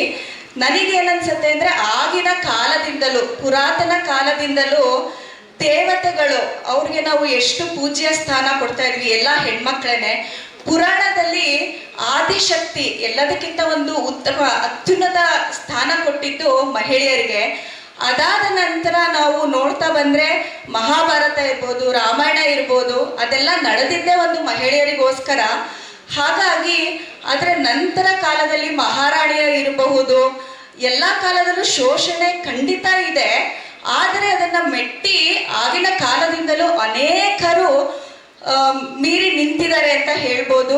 ಅದಕ್ಕೆ ಉದಾಹರಣೆಯಾಗಿ ಅಕ್ಕ ಮಹಾದೇವಿ ಅವರಿರ್ಬೋದು, ಸಾವಿತ್ರಿ ಬಾಪುಲೆ ಅವರಿರ್ಬೋದು, ಝಾನ್ಸಿ ರಾಣಿ ಲಕ್ಷ್ಮೀಬಾಯಿ, ಒನಕೆ ಓಬವ್ವ, ಹೀಗೆ ಹೆಸರುಗಳು ಚಿರಪರಿಚಿತವಾಗಿರೋರನ್ನ ಅಷ್ಟೇ ನಾವು ಹೇಳ್ತೀವಿ.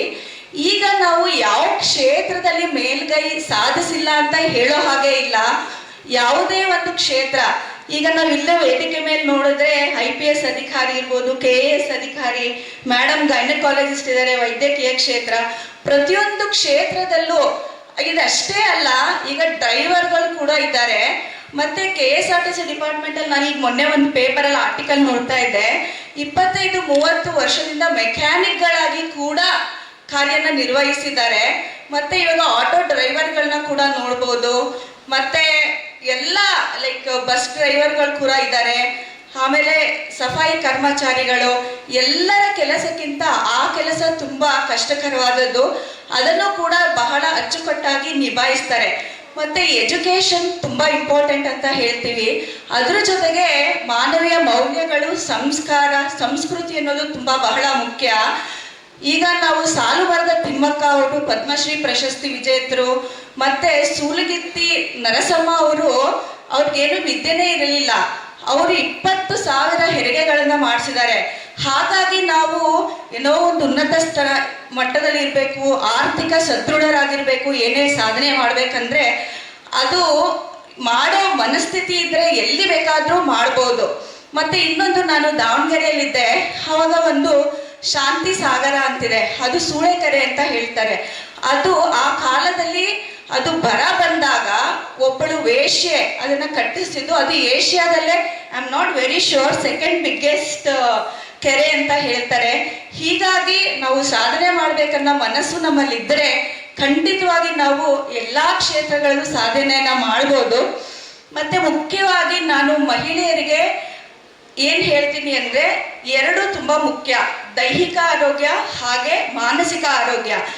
ದೈಹಿಕ ಆರೋಗ್ಯಕ್ಕೆ ನಮಗೆ ಅಂತ ಸ್ವಲ್ಪ ಸಮಯನ ದಿನ ನಾವು ನಿಗದಿ ಪಡಿಸ್ಬಿಟ್ಟು ಅದನ್ನ ದಿನನಿತ್ಯ ಪಾಲಿಸ್ಬೇಕಾಗತ್ತೆ. ಯೋಗಾಭ್ಯಾಸ ಇರ್ಬೋದು, ವ್ಯಾಯಾಮ ಇರ್ಬೋದು, ಯಾವುದೇ ಮನೇಲಿ ಕೆಲಸ ಮಾಡ್ತೀವಿ ಪರವಾಗಿಲ್ಲಪ್ಪ ಅಂತ ಅನ್ಕೊಳ್ಳೋ ಹಾಗಿಲ್ಲ. ಮತ್ತೆ ಮೇಡಮ್ ಹೇಳಿದ್ರು, ಈಗ ಸೀರೆ ತಗೊಂಡ್ಬಿಡ್ತೀವಿ, ಮತ್ತೆ ಒಡವೆಗಳು ತಗೋತೀವಿ, ಹೆಲ್ತ್ ಚೆಕ್ ಅದು ಬಹಳ ಇಂಪಾರ್ಟೆಂಟ್ ನಮ್ಮ ಆರೋಗ್ಯ. ಮತ್ತೆ ಪೌಷ್ಟಿಕಾಂಶ ಆಹಾರನೂ ನಾವು ತಿನ್ನಲ್ಲ. ಏನ್ ಮಾಡ್ತೀವಿ, ಫಸ್ಟ್ ಮಕ್ಕಳಿಗೆ, ಗಂಡನಿಗೆ, ಅತ್ತೆ ಮಾವಂದರಿಗೆ ಸಾಮಾನ್ಯವಾಗಿ ಉಳಿದಿರೋ ಪದಾರ್ಥ, ಉಳಿದಿರೋದನ್ನ ತಿನ್ನೋದೇ ನಾವು ಹೆಣ್ಮಕ್ಳು. ಹಾಗಾಗಿ ನಮ್ಮ ಆರೋಗ್ಯ ಸಂಸಾರದ ಆರೋಗ್ಯನ ಬಿಂಬಿಸತ್ತೆ. ಹಾಗಾಗಿ ಪೌಷ್ಟಿಕಾಂಶ ಆಹಾರ ತಿನ್ನೋದು ಕೂಡ ಬಹಳ ಮುಖ್ಯ ಅಂತ ಹೇಳಕ್ ಇಷ್ಟಪಡ್ತೀನಿ. ಮತ್ತೆ ಅನೇಕ ವಿದ್ಯಾರ್ಥಿನಿಯರಿದ್ದೀರಾ, ಅವ್ರುಗಳು ಏನಂದ್ರೆ ಸೋಷಿಯಲ್ ಮೀಡಿಯಾದಲ್ಲಿ ನಾವು ಒಳ್ಳೆ ರೀತಿಯಲ್ಲಿ ಉಪಯೋಗಿಸ್ಕೋಬಹುದು, ನೆಗೆಟಿವ್ ಆಗಿ ಉಪಯೋಗಿಸ್ಕೋಬಹುದು. ನಾವು ಅದರಲ್ಲಿ ಸ್ಕಿಲ್ ಡೆವಲಪ್ಮೆಂಟ್ ಪ್ರೋಗ್ರಾಮ್ಸ್ ಇರ್ಬೋದು, ಕರೆಂಟ್ ಡೈಲಿ ಅಫೇರ್ಸ್ ಬಗ್ಗೆ ನಮಗೆ ನಾಲೆಡ್ಜ್ ಇರಬೇಕು. ಮತ್ತೆ ದುಶ್ಚಟಗಳಿಗೆ, ಈಗ ಏನಂದ್ರೆ ಒಂದು ಫ್ಯಾಷನ್ ಆಗೋಗಿದೆ, ಮೊದಲು ಬರೀ ಗಂಡ್ಮಕ್ಳಷ್ಟೇ ಧೂಮಪಾನ ಇರ್ಬೋದು, ಮದ್ಯಪಾನ ಇರ್ಬೋದು, ಮತ್ತೆ ಇವಾಗ ರೀಸೆಂಟಾಗಿ ಮೇಡಮ್ಗೆ ಚೆನ್ನಾಗಿ ಗೊತ್ತಿರುತ್ತೆ ಸೈಬರ್ ಕ್ರೈಮ್, ಮತ್ತೆ ಮಾದಕ ವಸ್ತುಗಳ ಬಳಕೆ ಕೂಡ ಅತಿ ಹೆಚ್ಚಾಗ್ತಾ ಇದೆ. ನಾವು ಒಂದು ತಾಯಿಯಾಗಿ ಮತ್ತೆ ಶಿಕ್ಷಕರಾಗಿ ನಮ್ಮ ಮಕ್ಕಳಿಗೆ ಅದ್ರ ಬಗ್ಗೆ ಅಚ್ಚುಕಟ್ಟಾಗಿ ಅದ್ರ ಬಗ್ಗೆ ನಾವು ಮಾರ್ಗದರ್ಶನ ನೀಡಬೇಕು, ಅದನ್ನೆಲ್ಲ ತಡೆಗಟ್ಟಬೇಕು ಅಂತ ಹೇಳಕ್ ಇಷ್ಟಪಡ್ತೀನಿ. ಮತ್ತೆ ಒಂದು ತಾಯಿಯಾಗಿ ನಮ್ಮ ಮನೆಯಲ್ಲಿ ನಾವು ಉತ್ತಮವಾದ ಸಂಸ್ಕಾರನ ನೀಡಬೇಕು. ಹಾಗಾಗಿ ಈಗ ಭ್ರೂಣ ಹತ್ಯೆ ಇರ್ಬೋದು, ಅತ್ಯಾಚಾರ ಇರ್ಬೋದು, ಇದನ್ನೆಲ್ಲ ಖಂಡಿತವಾಗಿ ತಡೆಗಟ್ಬೋದು. ಮತ್ತೆ ಮುಖ್ಯವಾಗಿ ನಾನು ವಿಶ್ವವಿದ್ಯಾನಿಲಯದಲ್ಲಿ ನಿಂತು ಮಾತಾಡ್ತಿರೋದ್ರಿಂದ ಈ ಸಂದರ್ಭದಲ್ಲಿ ನಮ್ಮ ನಾಲ್ವಡಿ ಕೃಷ್ಣರಾಜ ಒಡೆಯರ್ ಅವರನ್ನ ಸ್ಮರಿಸಕ್ಕೆ ಇಷ್ಟಪಡ್ತೀನಿ. ಯಾಕಂದ್ರೆ ಅವರು ಮಹಿಳೆಯರ ಎಜುಕೇಶನ್ಗೋಸ್ಕರ ಇರ್ಬೋದು, ಪ್ರಗತಿಗೋಸ್ಕರ ಇರ್ಬೋದು, ಅನೇಕ ಯೋಜನೆಗಳನ್ನ ತಂದಂಥವರು. ಮತ್ತೆ ಅಂಬೇಡ್ಕರ್ ಅವರು ಸಂವಿಧಾನಿಕ ಹಕ್ಕುಗಳನ್ನು ನಮಗೆ ಹೇಳ್ಕೊಟ್ಟಂಥವ್ರು. ಮತ್ತೆ ಅನೇಕ ಕವಿಗಳಿರ್ಬೋದು, ಕಾದಂಬರಿಕಾರರಿರ್ಬೋದು, ಅನೇಕ ಉತ್ತಮ ಪುಸ್ತಕಗಳನ್ನ ಬರೆದಿದ್ದಾರೆ. ಈಗ ನನ್ನ ಒಂದು ಏನನ್ಸುತ್ತೆ ಅಂದ್ರೆ, ಈಗ ಮೀಡಿಯಾದಲ್ಲೆಲ್ಲ ನೋಡ್ತೀವಿ, ಆ ಸಮಯಕ್ಕೆ ಖುಷಿ ಪಡ್ತೀವಿ, ಆದರೆ ಅದು ನಮಗೆ ಮೆಮೊರೈಸ್ ಆಗಲ್ಲ. ನಾನು ಚಿಕ್ಕದ್ರಿಂದ ಓದ್ಕೊ ಬಂದಿರೋ ಚಿಕ್ಕ ಪುಟ್ಟ ಕವಿತೆಗಳಿರ್ಬೋದು, ಪದ್ಯಗಳಿರ್ಬೋದು, ಈಗಲೂ ಕೂಡ ನೀವು ಪುಸ್ತಕನ ಓದಿ ಅಂತ ಹೇಳಕ್ ಇಷ್ಟಪಡ್ತೀನಿ. ಯಾಕಂದ್ರೆ ಅದು ನಮಗೆ ಮೆಮೊರಿಯಲ್ಲಿ ಉಳಿಯತ್ತೆ. ಈಗಲೂ ಕೂಡ ಅನೇಕ ಕವಿತೆಗಳು ಹೇಳುವಾಗ ಜೊತೆಯಲ್ಲಿ ಸೇರ್ಕೊಂಡು ಹೇಳ್ಬೋದು. ಮತ್ತೆ ನಮ್ಮ ಮಹಾರಾಣಿಯವರ ಕೊಡುಗೆ ಕೂಡ ಬಹಳ ಅಪಾರವಾಗಿದೆ. ಹಾಗಾಗಿ ಅವರನ್ನು ಕೂಡ ಸ್ಮರಿಸ್ತೀನಿ. ಮತ್ತೆ ಎಲ್ಲರೂ ಎಲ್ಲ ವಿಷಯದ ಬಗ್ಗೆ ಮಾತಾಡ್ಬಿಟ್ಟಿದ್ದಾರೆ. ಹಾಗಾಗಿ ಏನ್ ಹೇಳಕ್ಕೆ ಇಷ್ಟಪಡ್ತೀನಿ, ನಮ್ಮ ರಾಷ್ಟ್ರಕವಿ ಕುವೆಂಪುರವರು ಹೆಣ್ಮಕ್ಳಿಗೆ ಹೇಳಿದ್ದಾರೆ, ನನ್ನ ದೃಷ್ಟಿಯಲ್ಲಿ ಹೆಣ್ಣು ಕೇವಲ ಮಾನುಷಿಯಲ್ಲ, ಅಬಲೆಯೂ ಅಲ್ಲ, ಅವಳು ಮಹಾಶಕ್ತಿ ಅಂತ ಹೇಳಿದ್ದಾರೆ. ಹಾಗಾಗಿ ನಾವು ನಮ್ಮ ಶಕ್ತಿಯನ್ನ ಸಕಾರಾತ್ಮಕವಾಗಿ ಸದುಪಯೋಗ ಪಡಿಸ್ಕೊಂಡು ಒಂದು ಉತ್ತಮ ಸಮಾಜನ ನಿರ್ಮಾಣ ಮಾಡೋಣ ಅಂತ ಹೇಳಿ ನನಗೆ ಅವಕಾಶ ಮಾಡಿಕೊಟ್ಟಿದ್ದಕ್ಕೆ ಧನ್ಯವಾದಗಳು. ಮತ್ತೊಮ್ಮೆ ಎಲ್ಲರಿಗೂ ಮಹಿಳಾ ದಿನಾಚರಣೆಯ ಶುಭಾಶಯಗಳು. ಧನ್ಯವಾದ.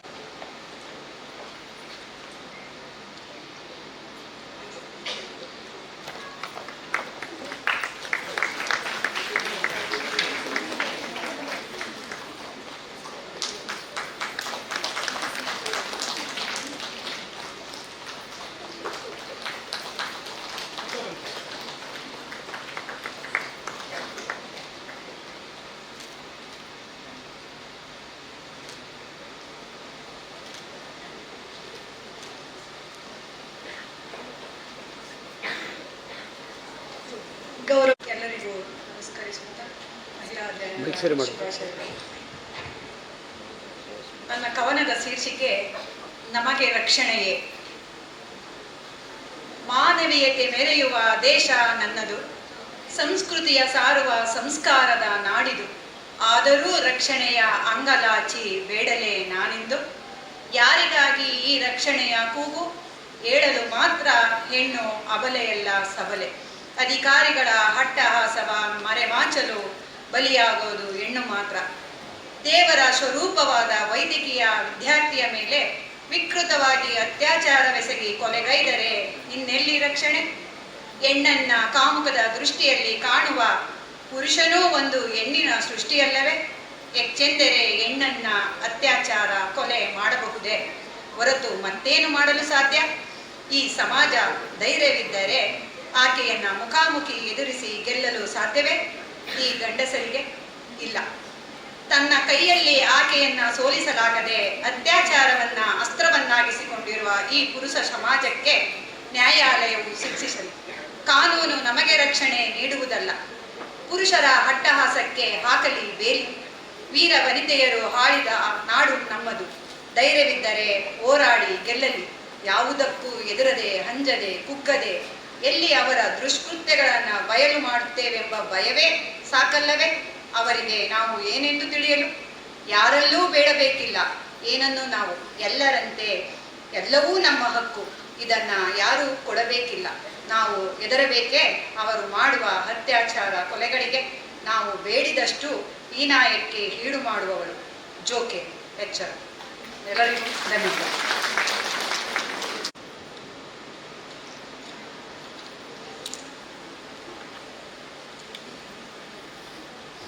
ಎಲ್ಲರಿಗೂ ನನ್ನ ನಮಸ್ಕಾರಗಳು ಹಾಗೂ ಎಲ್ಲರಿಗೂ ಅಂತಾರಾಷ್ಟ್ರೀಯ ಮಹಿಳಾ ದಿನದ ಶುಭಾಶಯಗಳು.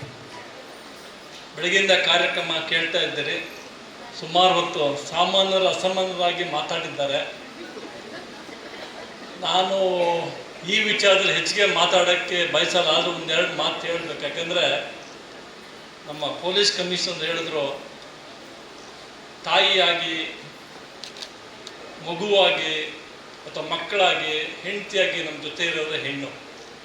ನಾನು ಇವತ್ತು ಈ ಸ್ಥಾನದಲ್ಲಿ ಇದ್ದೀನಿ ಅಂತಂದ್ರೆ ನನ್ನ ತಾಯಿನೇ ಕಾರಣ. ಅವರು ನನ್ನ ಮೇಲೆ ಇಟ್ಟಿದ್ದ ನಂಬಿಕೆ, ಅವರ ಪ್ರಾರ್ಥನೆ, ಇವತ್ತು ನಾನು ಇಲ್ಲಿದ್ದೀನಿ ಅಂದರೆ ಅದು ನನ್ನ ತಾಯಿ. ಹಾಗಾಗಿ ಇವತ್ತು ನಮ್ಮ ವಿಶ್ವವಿದ್ಯಾಲಯ ಪರವಾಗಿ ಇವತ್ತು ಮತ್ತು ನಮ್ಮ ವಿಶ್ವವಿದ್ಯಾಲಯದ ಮಹಿಳಾ ಅಧ್ಯಯನ ಕೇಂದ್ರದ ವತಿಯಿಂದ 115ನೇ ಅಂತಾರಾಷ್ಟ್ರೀಯ ಮಹಿಳಾ ದಿನಾಚರಣೆ ಆಚರಿಸುವ ಸಂದರ್ಭದಲ್ಲಿ ವೇದಿಕೆ ಇರುವ ತಮ್ಮೆಲ್ಲರಿಗೂ ಪರಿಚಿತರಾದ ನಮ್ಮ ಮೈಸೂರು ನಗರದ ಪೊಲೀಸ್ ಆಯುಕ್ತರಾದ ಶ್ರೀಮತಿ ಸೀಮಾ ಲಾಟ್ಕರ್ ಅವರೇ, ಹಾಗೂ ಖ್ಯಾತ ಪ್ರಸೂತಿ ತಜ್ಞರು ಡಾಕ್ಟರ್ ಜ್ಯೋತಿ ಉಮೇಶ್ ಅವರೇ, ಹಾಗೂ ನಮ್ಮ ಕುಲಸಚಿವರಾದ ಶ್ರೀಮತಿ ಸವಿತಾ ಅವರೇ, ಹಾಗೂ ನಮ್ಮ ಕುಲಸಚಿವರು ಪರೀಕ್ಷಾಂಗ ಪ್ರೊಫೆಸರ್ ನಾಗರಾಜ್ ಅವರೇ, ಹಾಗೂ ಡಾಕ್ಟರ್ ಶಿಲ್ಪಾ ಸಿಂಡಿಕೇಟ್ ಸದಸ್ಯರು, ಹಾಗೂ ಪ್ರೊಫೆಸರ್ ಪುಷ್ಪ ಎಂ ಅಧ್ಯಕ್ಷರು ಮಹಿಳಾ ಅಧ್ಯಯನ ಕೇಂದ್ರ, ಹಾಗೂ ಎಲ್ಲ ಅಧ್ಯಾಪಕೇತರರೇ, ಹಾಗೂ ಇಲ್ಲಿ ಸೇರಿರುವ ಎಲ್ಲ ಮಹಿಳೆಯ ಸದಸ್ಯರುಗಳೇ ಅಥವಾ ಸಿಂಡಿಕೇಟ್ ಸದಸ್ಯರೇ, ಅಕಾಡೆಮಿಕ್ ಕೌನ್ಸಿಲ್ ಸದಸ್ಯರುಗಳೇ, ವಿದ್ಯಾರ್ಥಿಗಳೇ ಹಾಗೂ ಮಾಧ್ಯಮ ಮಿತ್ರರೇ, ನಾವು ಎಜುಕೇಷನಲ್ಲಿ ಒಂದು ಮಲ್ಟಿ ಡಿಸಿಪ್ಲಿನರಿ ಅಂತ ಹೇಳ್ತೀವಿ ಯಾವಾಗಲೂ. ಈಗ ಹೊಸ ಶಿಕ್ಷಣ ನೀತಿಯಲ್ಲಿ ಜಾಸ್ತಿ ಹೇಳ್ತೀವಿ ಮಲ್ಟಿ ಡಿಸಿಪ್ಲಿನರಿ. ಅದಕ್ಕೆ ನಾನು ಬೆಸ್ಟ್, ಯಾಕಂದರೆ ನಾನು NEP-ನಲ್ಲಿ ಇರೋದ್ರಿಂದ ಹೇಳ್ತಾ ಇದ್ದೀನಿ. ಅದಕ್ಕೆ ಬೆಸ್ಟ್ ಎಕ್ಸಾಂಪಲ್ ಅಂದರೆ ವುಮೆನ್. ಯಾಕೆ ಅಂದರೆ ಮಲ್ಟಿ ಟಾಸ್ಕ್. ಒಂದು ಲೇಡಿ ಏನೇನು ಮಾಡ್ತಾ ಇದ್ದ ನೀವೇ ನೋಡಿ. ನೀವೆಲ್ಲ ಬೆಳಗ್ಗೆ ಎದ್ಬಿಟ್ಟು ತಿಂಡಿ ರೆಡಿ ಮಾಡ್ಕೋಬೇಕು, ಆಫೀಸಿಗೆ ಹೋಗ್ಬೇಕು, ಮಕ್ಕಳು ನೋಡ್ಕೋಬೇಕು, ಹಸ್ಬೆಂಡ್ ನೋಡ್ಕೋಬೇಕು, ಎಲ್ಲ ಓವರ್ ಆಲ್ ಫ್ಯಾಮಿಲಿ ನೋಡಬೇಕು. ಸಂಜೆ ಆಗ್ತಿದ್ದಕ್ಕೆ ನಿಮ್ಮ ತಾಯಿ ತಂದೆಯವ್ರು ನೋಡ್ಕೋಬೇಕು, ಎಲ್ಲದೂ ಮಾಡ್ತಾರೆ ಒಂದೇ ಮನುಷ್ಯರಲ್ಲಿ. ಅದೇ ಇವತ್ತಿನ ಶಿಕ್ಷಣ. ಮಲ್ಟಿ ಡಿಸಿಪ್ಲಿನ್ ಅಂದರೆ ಇವತ್ತು ಬರೀ ಒಂದು ಶಿಕ್ಷಣ ಸಾಕಾಗಲ್ಲ, ಅದರಿಂದ ಹೆಣ್ಣು ಅದನ್ನು ಮಾಡಿ ತೋರಿಸ್ಬಿಟ್ಟಿದೆ. ಅದರಿಂದ ನಾವು ಮಲ್ಟಿ ಟಾಸ್ಕಿಂಗ್ ನಿಮ್ಮಿಂದನೇ ಸ್ಟಾರ್ಟ್ ಆಗಲ್ಲ. ಎಷ್ಟೊಂದು ಕೆಲಸ ಮಾಡ್ತೀರಿ ಯೋಚನೆ ಮಾಡಿ. ಇಲ್ಲ ಫೋನ್ ಮಾಡುವಾಗ ಅದು ಫೋನಲ್ಲೂ ಮುಟ್ಕೋಗಿ ಒಂದು ಇಷ್ಟೇ ಅಂತ ಹೇಳ್ಕೊಂಡ್ಬಿಡ್ತೀವಿ. ಹಾಗಾಗಿ ಮಲ್ಟಿ ಟಾಸ್ಕಿಂಗ್ ಇರುವಂಥ ನಿಮ್ಮಂಥವರು ಜೀವನದಲ್ಲಿ ಏನೇನು ಮಾಡ್ಬೋದು ಮಾಡಬಾರ್ದು ಅಂತ ನೀವೇ ಯೋಚನೆ ಮಾಡಿರ್ತೀರಿ. ಅದ್ರ ಜೊತೆಯಲ್ಲೇ ಒಂದು ಒಳ್ಳೆಯದೊಂದು ಸೆಂಟೆನ್ಸು ನಮ್ಮ ಹಿರಿಯರು ಹೇಳಿದ್ದಾರೆ, ಎರಡು ಇಂಪಾರ್ಟೆಂಟ್. ಒಂದು ಫೈತ್ ಮತ್ತು ಇನ್ನೊಂದು prayer. These are two invisibles. ನಮ್ಮ ತಾಯಿಯಂದರಲ್ಲಿ ಹೆಣ್ಣು ಮಕ್ಕಳಿಗೆ ಜಾಸ್ತಿ ಫೈತ್ ಮತ್ತು ಪ್ರೇಯರ್. ಎಲ್ಲ ತಾಯಿಯಂದರು ಬೇಕಾದ್ರೆ ನೋಡಿ, ಅವ್ರ ಮಕ್ಕಳ ಮೇಲೆ ಅವರ ನಂಬಿದ್ರ ಮೇಲೆ ಅಥವಾ ಅವ್ರ ಹಸ್ಬೆಂಡ್ ಮೇಲೆ ತುಂಬ ಫೈತ್ ಆ್ಯಂಡ್ ಪ್ರೇಯರ್ ಪ್ರಾರ್ಥನೆ ಮಾಡ್ತಾನೆ ಇರ್ತಾರೆ, ಒಳ್ಳೇದಾಗಲಿ ಒಳ್ಳೇದಾಗಲಿ ಒಳ್ಳೇದಾಗಲಿ ಅಂತ. ಅದ್ರ ರಿಸಲ್ಟ್ ಏನಪ್ಪ ಅಂತಂದರೆ ಇಂಪಾಸಿಬಲ್ ಥಿಂಗ್ಸ್ ಪಾಸಿಬಲ್ ಆಗುತ್ತೆ. ನೀವು ಯೋಚನೆ ಮಾಡಿ ನೋಡಿ, ಅದೆರಡನ್ನ ಇಂಪಾಸಿಬಲ್ನ ಪಾಸಿಬಲ್ ಮಾಡುತ್ತೆ. ಅದಕ್ಕೆ ಬೆಸ್ಟ್ ಎಕ್ಸಾಂಪಲೇ ನಮ್ಮ ಪೊಲೀಸ್ ಕಮಿಷನರ್. ನಮ್ಮ ಪೊಲೀಸ್ ಕಮಿಷನರ್ನ ಕೆಲವಾರೇ ಬಾರಿ ನಾವು ಮೀಟ್ ಆಗ್ತಾ ಇರ್ತೀವಿ. ಆದರೆ ಈ ಥರ ಕಾರ್ಯಕ್ರಮಗಳು ಯಾವಾಗಲೂ ಸಮಸ್ಯೆ ಎದುರಾದಾಗ ಅದಕ್ಕೆ ಒಂದು ಎಕ್ಸಾಂಪಲ್ ಹೇಳ್ತೀನಿ ಕೇಳಿ. ಒಂದ್ಸರಿ ಏನಾಯಿತು, ಈ ಮೂಡಾ ಕೇಸ್ ಬಂದಾಗ ಈ ತುಂಬ ದೊಡ್ಡ ಮಟ್ಟದಲ್ಲಿ ಪಾದಯಾತ್ರೆ ಆಗಿ ಫಂಕ್ಷನ್ ಎರಡೂ ಪಕ್ಷದವರು ಒಂದೇ ಮಹಾರಾಜ ಕಾಲೇಜ್ ಗ್ರೌಂಡ್ಸಲ್ಲಿ ಅವರು ಇದು ಮಾಡ್ಬೇಕು, ಕಾರ್ಯಕ್ರಮ ಮಾಡಬೇಕು ಅಂತ. ಅದು ಹೆಂಗೆ ಅಂತಂದರೆ ಅದು ಅವತ್ತೇ ಅವರು ಮಾಡೋಕೆ ಅವತ್ತೇ ಅವ್ರು ಮಾಡ್ಬೇಕು ಅಂತ. ಆಗ ನನಗೇನಾಗ್ಬಿಟ್ಟಿದೆ, ಮುಂಚೆನೇ ಒಂದು ಪಕ್ಷ ಕೊಟ್ಬಿಟ್ಟಿದೆ, ನಾವು ದುಡ್ಡು ತಗೊಂಡ್ಬಿಟ್ಟಿದ್ದೀವಿ, ಇನ್ನೊಂದು ನಮ್ಮ ಸರ್ಕಾರದವ್ರು ಇಲ್ಲ ನೀವು ಅದು ಕೊಡಬಾರ್ದು ಅಂತ. ಎಷ್ಟು ಕ್ಲಿಷ್ಟಕರುವ ಸಮಸ್ಯೆ ಅಂತಂದರೆ ನನಗಂತೂ ಹೆಂಗಪ್ಪ ಸಾಲ್ವ್ ಮಾಡೋದು ಅಂತ ಅಂದ್ಬಿಟ್ಟು ಪಾಪ ನಮ್ಮ ಪೊಲೀಸ್ ಕಮಿಷನರ್ ಮತ್ತು ನಮ್ಮ ಜಿಲ್ಲಾಧಿಕಾರಿ ಲಕ್ಷ್ಮೀಕಾಂತ್ ರೆಡ್ಡಿ ಅವರು ಇದ್ರ ಬಗ್ಗೆ ಯೋಚನೆ ಮಾಡಿ ಕೊನೆಯೇ ಒಂದು ಸೊಲ್ಯೂಷನ್ ಬರ್ತದೆ. ಅವರು ಇವತ್ತು ಇವರು ನಾಳೆ. ಅದು ಇನ್ನೊಂದು ವಿಚಿತ್ರ ಅಂದರೆ ಆ ಟೆಂಟ್ ಗಿಂಟೆಲ್ಲ ಒಬ್ಬರೇ ಹಾಕೋದು. ಆದರೆ ನನಗೆ ಅರ್ಥ ಆಗಿದ್ದಂದರೆ ಇವರಿಬ್ಬರು ನಾವು ಕೂತು ಮುಖ್ಯಮಂತ್ರಿಗಳು ಒಂದು ಅದನ್ನು ಗಮನ ಹರಿಸಿ, ಇಲ್ಲ ಸರ್ ಈ ಥರ ಸಮಸ್ಯೆ ಇದ್ದಾಗ ಮುಖ್ಯಮಂತ್ರಿಗಳು ಸೊಲ್ಯೂಷನ್ ಕೊಟ್ಟು ಎಷ್ಟು ಆ ಸಮಸ್ಯೆನ ಸೊಲ್ಯೂಷನ್ ಮಾಡೋದು. ಹಾಗಾಗಿ ನಮ್ಮ ಮೇಡಮ್ ಯಾವಾಗಲೂ ಸಮಸ್ಯೆಗಳು ಬಂತು ಅಂದ ತಕ್ಷಣ ನಾವು ಅವ್ರನ್ನ ವಿಚಾರಿಸಿದಾಗ ಅವರೊಂದು ಸೊಲ್ಯೂಷನ್ ಕೊಡ್ತಾರೆ. ಹಾಗಾಗಿ ಮೇಡಮ್ನ ನಮ್ಮ ಈಗಿನ present home minister doctor Parameshwar ತುಂಬ ಇಷ್ಟಪಡ್ತಾರೆ. ನಾನೊಂದು ಕಾರ್ಯಕ್ರಮದಲ್ಲಿ ಅವ್ರ ಜೊತೆ ಇದೆ, ನನ್ನ ಮೊದಲಿಂದ ಪರಮೇಶ್ವರ್ ಪರಿಚಯ. ಅವ್ರು ಯಾವಾಗ ಹೇಳ್ತಾರೆ ನಿಮ್ಮ ಪೊಲೀಸ್ ಕಮಿಷನರ್ ಒಳ್ಳೆ ಕೆಲಸ ಮಾಡ್ತಾರೆ ಅಂತಂದ್ರೆ. ಅಂದರೆ ಆ ಥರ ಕೆಲಸ ಮಾಡೋದ್ರಿಂದಲೇ ಅವರು ಮೈಸೂರಲ್ಲಿ 3 ವರ್ಷದಿಂದ ಇದ್ದಾರೆ. ಸೊ ಅದರಲ್ಲೂ ಇಲ್ಲೇ SP ಆಗಿ ಅಲ್ಲೇ SP ಇಂದ ಕಮಿಷನ್ ಆಗಿರೋದು ಇದೇ ಫಸ್ಟ್ ಟೈಮ್ ಅಂತ ಗೊತ್ತೇನೆ, ಅದು ಮಹಿಳೆ ಮೊದಲೇ.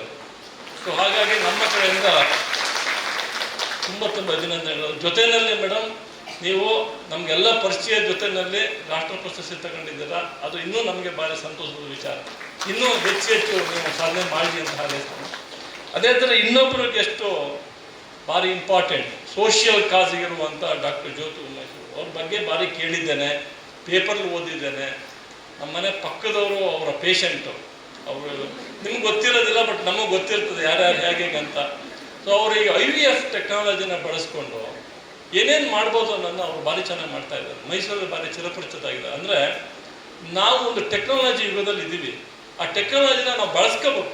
ಬರೀ ಟೆಕ್ನಾಲಜಿ ನೋಡಿದ್ರೆ ಸಾಕಾಗಲ್ಲ, ಅದನ್ನು ಅವರು ಮಾಡ್ತಾ ಇದ್ದಾರೆ. ನಿಜವಾಗ್ಲೂ ನೀವು ಈ ಇದರಲ್ಲೂ ಸಹ ಹೊಸ ಟೆಕ್ನಾಲಜಿ ಕಲಿತು ಮಾಡ್ತಾ ಇರುವಂಥದ್ದು ನಮ್ಮ ಸಮಾಜಕ್ಕೆ ಭಾರಿ ಒಳ್ಳೆಯ ಕೆಲಸ. ಇನ್ನೂ ಹೆಚ್ಚು ಕೆಲಸ ಮಾಡಿ ನಮ್ಮ ಸಮಾಜಕ್ಕೆ ಒಳ್ಳೊಳ್ಳೆ ಕಾರ್ಯಕ್ರಮ ಮಾಡಿ.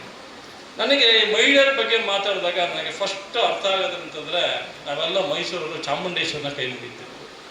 ಇಷ್ಟೊಂದು ವರ್ಷ ದಸರಾ ಆಗಿದೆಯಲ್ಲ, ಯಾವ್ದಾರ ದಸರಾದಲ್ಲಿ ಪ್ರಾಬ್ಲಮ್ ಆಗಿದೆ ಅಂದರೆ ಗಲಾಟೆ ಆಗಿದೆಯಾ? ಇಲ್ಲವೇ ಇಲ್ಲ. ಅದಕ್ಕೆ ತಾಯಿ ಚಾಮುಂಡೇಶ್ವರಿ ಕೈ ಮುಗಿದ್ಬಿಟ್ರೆ ಕಾರ್ಯಕ್ರಮ ಎಲ್ಲ ಯಶಸ್ವಿಯಾಗಿ ನಡೀತದೆ ಅಂತಂದ್ಬಿಟ್ಟು ಎಲ್ಲರೂ ಹೇಳ್ತಾರೆ. ನಿಜ ಅಲ್ವಾ? ಅಂದರೆ ನಾವೆಲ್ಲರೂ ತಾಯಿನ ಪೂಜೆ ಮಾಡ್ತೀವಿ. ಅದಕ್ಕೆ ಮುಖ್ಯವಾಗಿ ಇನ್ನೊಂದು ಹೇಳ್ತೀವಿ ಕೇಳಿ, ನಮ್ಮ ಊರಲ್ಲಿ ಅಥವಾ ಹಳ್ಳಿ ಯಾವ ಊರಿಗಾರು ಹೋಗಿ ಒಂದು ಮಾರಿಯಮ್ಮ ಅಥವಾ ಗುತ್ತಿಯಮ್ಮ ಏನೋ ನಮ್ಮ ದೇವಸ್ಥಾನ ಇರ್ತದೆ.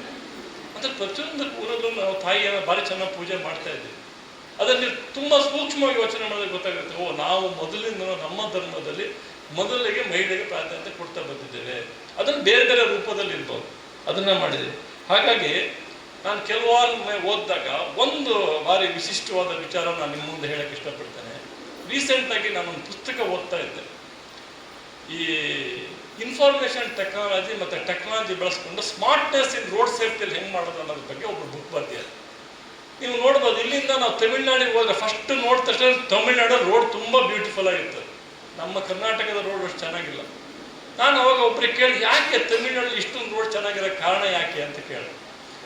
ಅವ್ರು ಹೇಳಿದ್ರು, ಇಲ್ಲ ಒಬ್ರು ಇಂಜಿನಿಯರ್ ಇದ್ದಾರೆ ಡಾಕ್ಟರ್ ಎಲಿಜಬೆತ್ ವರ್ಗೀಸ್ ಅಂತ, ಆಕೆಯಿಂದ ರೋಡ್ ಬದಲಾವಣೆ ಆಯಿತು ಅಂತ. ನಾನು ಆಮೇಲೆ ಅವ್ರು ಹುಡುಕಿ ಇನ್ಫಾರ್ಮೇಷನ್ ತಂದು ಗೂಗಲ್ ತೆಗೆದು ನೋಡಿದಾಗ 1962ನಲ್ಲಿ ಅವರು ಇಂಜಿನಿಯರಿಂಗ್ ಮುಗಿಸಿ, ಸಿವಿಲ್ ಇಂಜಿನಿಯರ್ ಮುಗಿಸಿ ಆಕೆ ತಮಿಳ್ನಾಡು ಗೌರ್ಮೆಂಟಲ್ಲಿ ಇಂಜಿನಿಯರ್ ಸೇರ್ಕೊತಾರೆ.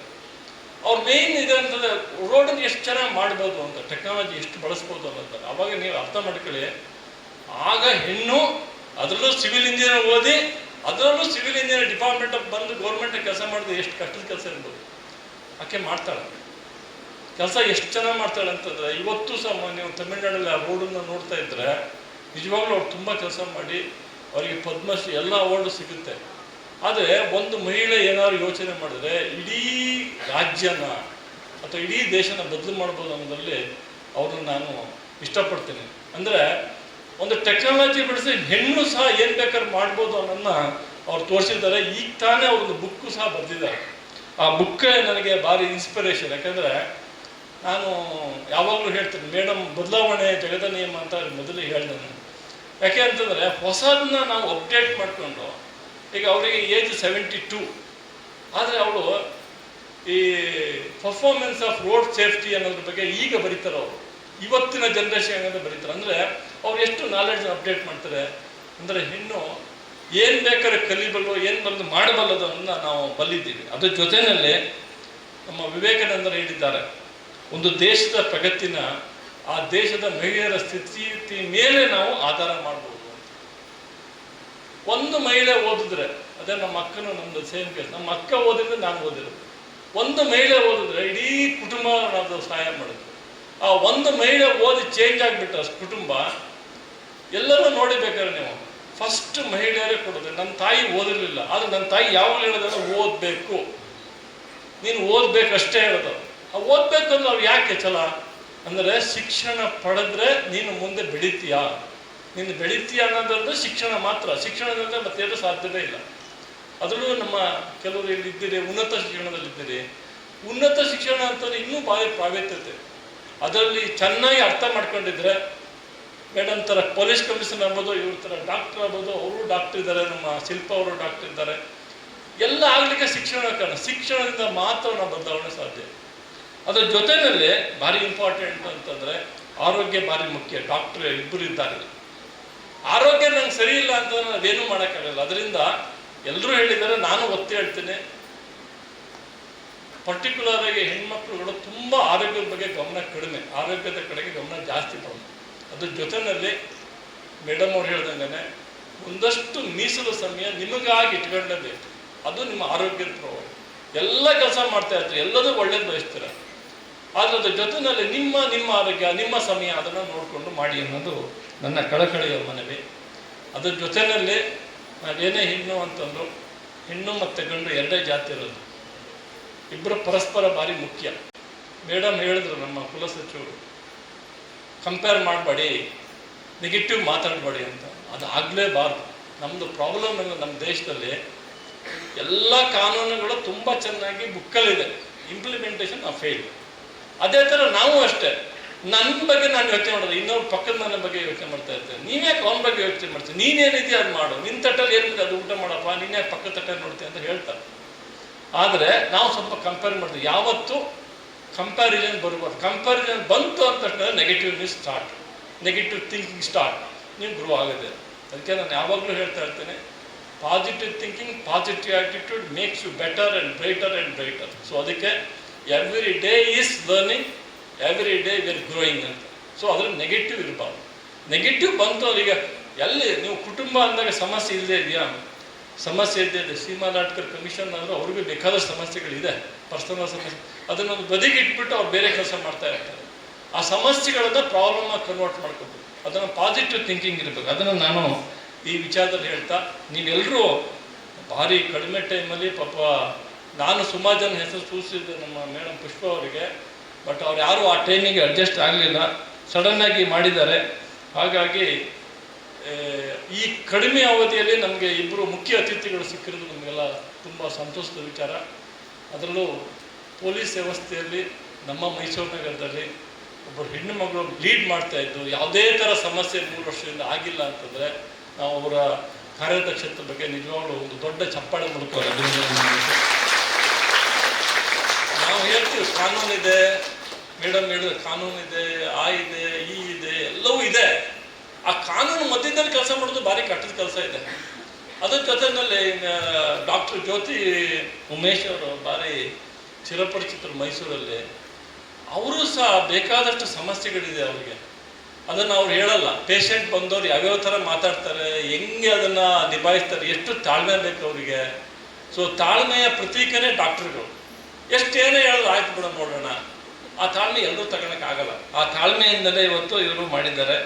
ಹಾಗಾಗಿ ಈ ವರ್ಷದ ಒಂದು ವಿಷಯ ಅಂದರೆ ಮಹಿಳೆಯರ ಮೇಲೆ ಹೂಡಿಕೆ ಮಾಡಿ ಪ್ರಗತಿಯನ್ನು ವೇಗಗೊಳಿಸಿ. ಅಫ್ಕೋರ್ಸ್ ಎಲ್ಲದಕ್ಕೂ ಮಹಿಳೆಯೇ ಕಾರಣ ಅಂತ ಎಲ್ಲ ಹೇಳ್ತಾರೆ. ಆದರೆ ಮಹಿಳೆ ಒಬ್ಬಳೇ ಕಾರಣ ಇರೋದಿಲ್ಲ. ಆ ಪರಿಸರ, ಆ ಪರಿಸ್ಥಿತಿ ಅದೆಲ್ಲದೂ ಕಾರಣ ಮಾಡುತ್ತೆ. ಆದರೆ ಒಂದಂತೂ ನಿಜ, ಪ್ರತಿ ವರ್ಷ ನಾವು ನನ್ನ ಕುಟುಂಬ, ನನ್ನವರು ಅಂದ್ಕೊಂಡಿರೋದೇ ನಮ್ಮ ಹೆಣ್ಮಕ್ಳು. ಹಾಗಾಗಿ ಎಲ್ಲರ ಒಂದು ಒಳ್ಳೆಯನ್ನ ಯಾವಾಗಲೂ ಅವರು ಹಾರೈಕೆ ಮಾಡ್ತಾನೆ ಇರ್ತಾರೆ. ಸೊ ಅದರಿಂದ ನಾನು ನಿಮ್ಗೆ ಹೇಳ್ತಾ ಇರೋದಂದ್ರೆ, ಯಾವಾಗಲೂ ಸಮಾನತೆಯನ್ನು ನಾವು ಹೇಳ್ತೇವೆ, ಆ ಸಮಾನತೆಯನ್ನು ನಾವು ಮಾಡೋದಿಲ್ಲ. ಆ ಸಮಾನತೆಯನ್ನು ನಾವು ಮಾಡ್ಕೋಬೇಕು. ಅದ್ರ ಜೊತೆಯಲ್ಲಿ ನಾನು ನಿಮಗೆ ಎಲ್ಲರಿಗೂ, ನಮ್ಮ ಸಿಬ್ಬಂದಿ ವರ್ಗದ ಎಲ್ಲ ಮಹಿಳಾ ಮಣಿಯರಿಗೆ ಹೇಳೋದೇನಂತಂದರೆ, ಪರಸ್ಪರ ಕೋಆರ್ಡಿನೇಷನ್ ಬೆಳೆಸ್ಕೊಳ್ಳಿ, ಪರಸ್ಪರ ಮಾತನಾಡಿ, ಮೊಬೈಲ್ನ ಪಕ್ಕಕ್ಕಿಡಿ. Human interaction is more important than anything. ನಾನು ಸಹ ಮನೆಗೆ ಹೋದ್ಮೇಲೆ, ಇವು ಬಿಲಿವಿಟ್ಟ, ನನಗೆ 5 ಜನ ಸಿಸ್ಟರ್ಸು, ನಾವಿಬ್ಬರು ಬ್ರದರ್ಸು, ಎಲ್ಲರಿಗೂ ಮದುವೆ ಮಕ್ಕಳೆಲ್ಲ ಆಗಿದೆ. ನಾನು 5 ಜನ ಸಿಸ್ಟರ್ಸ್ ಎವ್ರಿ ಡೇ ಮಾತಾಡ್ತೀನಿ. ಹೆಂಗೆ, ಏನಿದ್ದೀರಾ, ಯಾಕೆ ಮಾತಾಡ್ತೀನಿ ಅಂತಂದರೆ, ನಾವೆಲ್ಲ ಒಟ್ಟಿಗೆ ಇದ್ವಿ. ಇಲ್ಲೂ ಸಹ 5 ಜನ ಹೆಣ್ಮಕ್ಳಿದ್ದರೆ ನಾವಿಬ್ಬರು ಇದ್ದೇವೆ. ನಾವೆಲ್ಲ ಒಟ್ಟಿಗೆ ಓದಿದ್ದು, ಒಟ್ಟಿಗೆ ಬೆಳೆದಿದ್ದು. ನಮ್ಮ ಅಕ್ಕಂದಿರು, ತಂಗಿಯಂದ್ರು ಎಲ್ಲರೂ ಕೆಲಸದಲ್ಲಿದ್ದಾರೆ. ಅವರೆಲ್ಲರೂ ಓಕೆ, ಅವ್ರವ್ರ ಇದಕ್ಕೆ ಅವ್ರವ್ರು ಇದ್ದಾರೆ. ಆದರೆ ಒಂದು ಡೇ ಫೋನ್ ಮಾಡಲಿಲ್ಲ ಅಂದರೆ ನನ್ನ ಅಕ್ಕ ಮೊದಲು ಕೇಳ್ತಾಳೆ, ಯಾಕೆ ಫೋನ್ ಮಾಡಿಲ್ಲ, ಯಾಕೆ ಮಾಡೋಕ್ಕಾಗಿಲ್ಲ ಅಂತ. ಅಂದರೆ ಆ ಬಾಂಧವ್ಯ ನಿಮ್ಮಲ್ಲಿ ಇರ್ಬೋದು. ಅದೇ ಥರನೇ ನನ್ನ ಅತ್ತಿಗೆಯವರಿದ್ದಾರೆ, ಅವ್ರಿಗೂ ನಾನು ಮಾತಾಡ್ತೇನೆ. ಹೆಣ್ಣು ಅಂತಂದಾಗ ನಾವು ಅದನ್ನು ಎಲ್ಲರೂ ಒಗ್ಗಟ್ಟಾಗಿ ಹೋದರೆ, ಈಗ ನಾವು ಒಂದು ಕಾರ್ಯಕ್ರಮ ಮಾಡ್ತೀವಿ ನಮ್ಮ ಮನೇಲಿ ಅಂತಂದರೆ, ಸೊ ಎಲ್ಲರೂ ಆಟೋಮೆಟಿಕ್ಕಾಗಿ ಬಂದುಬಿಡ್ತಾರೆ. ಯಾಕೆ ಬರ್ತಾರೆ?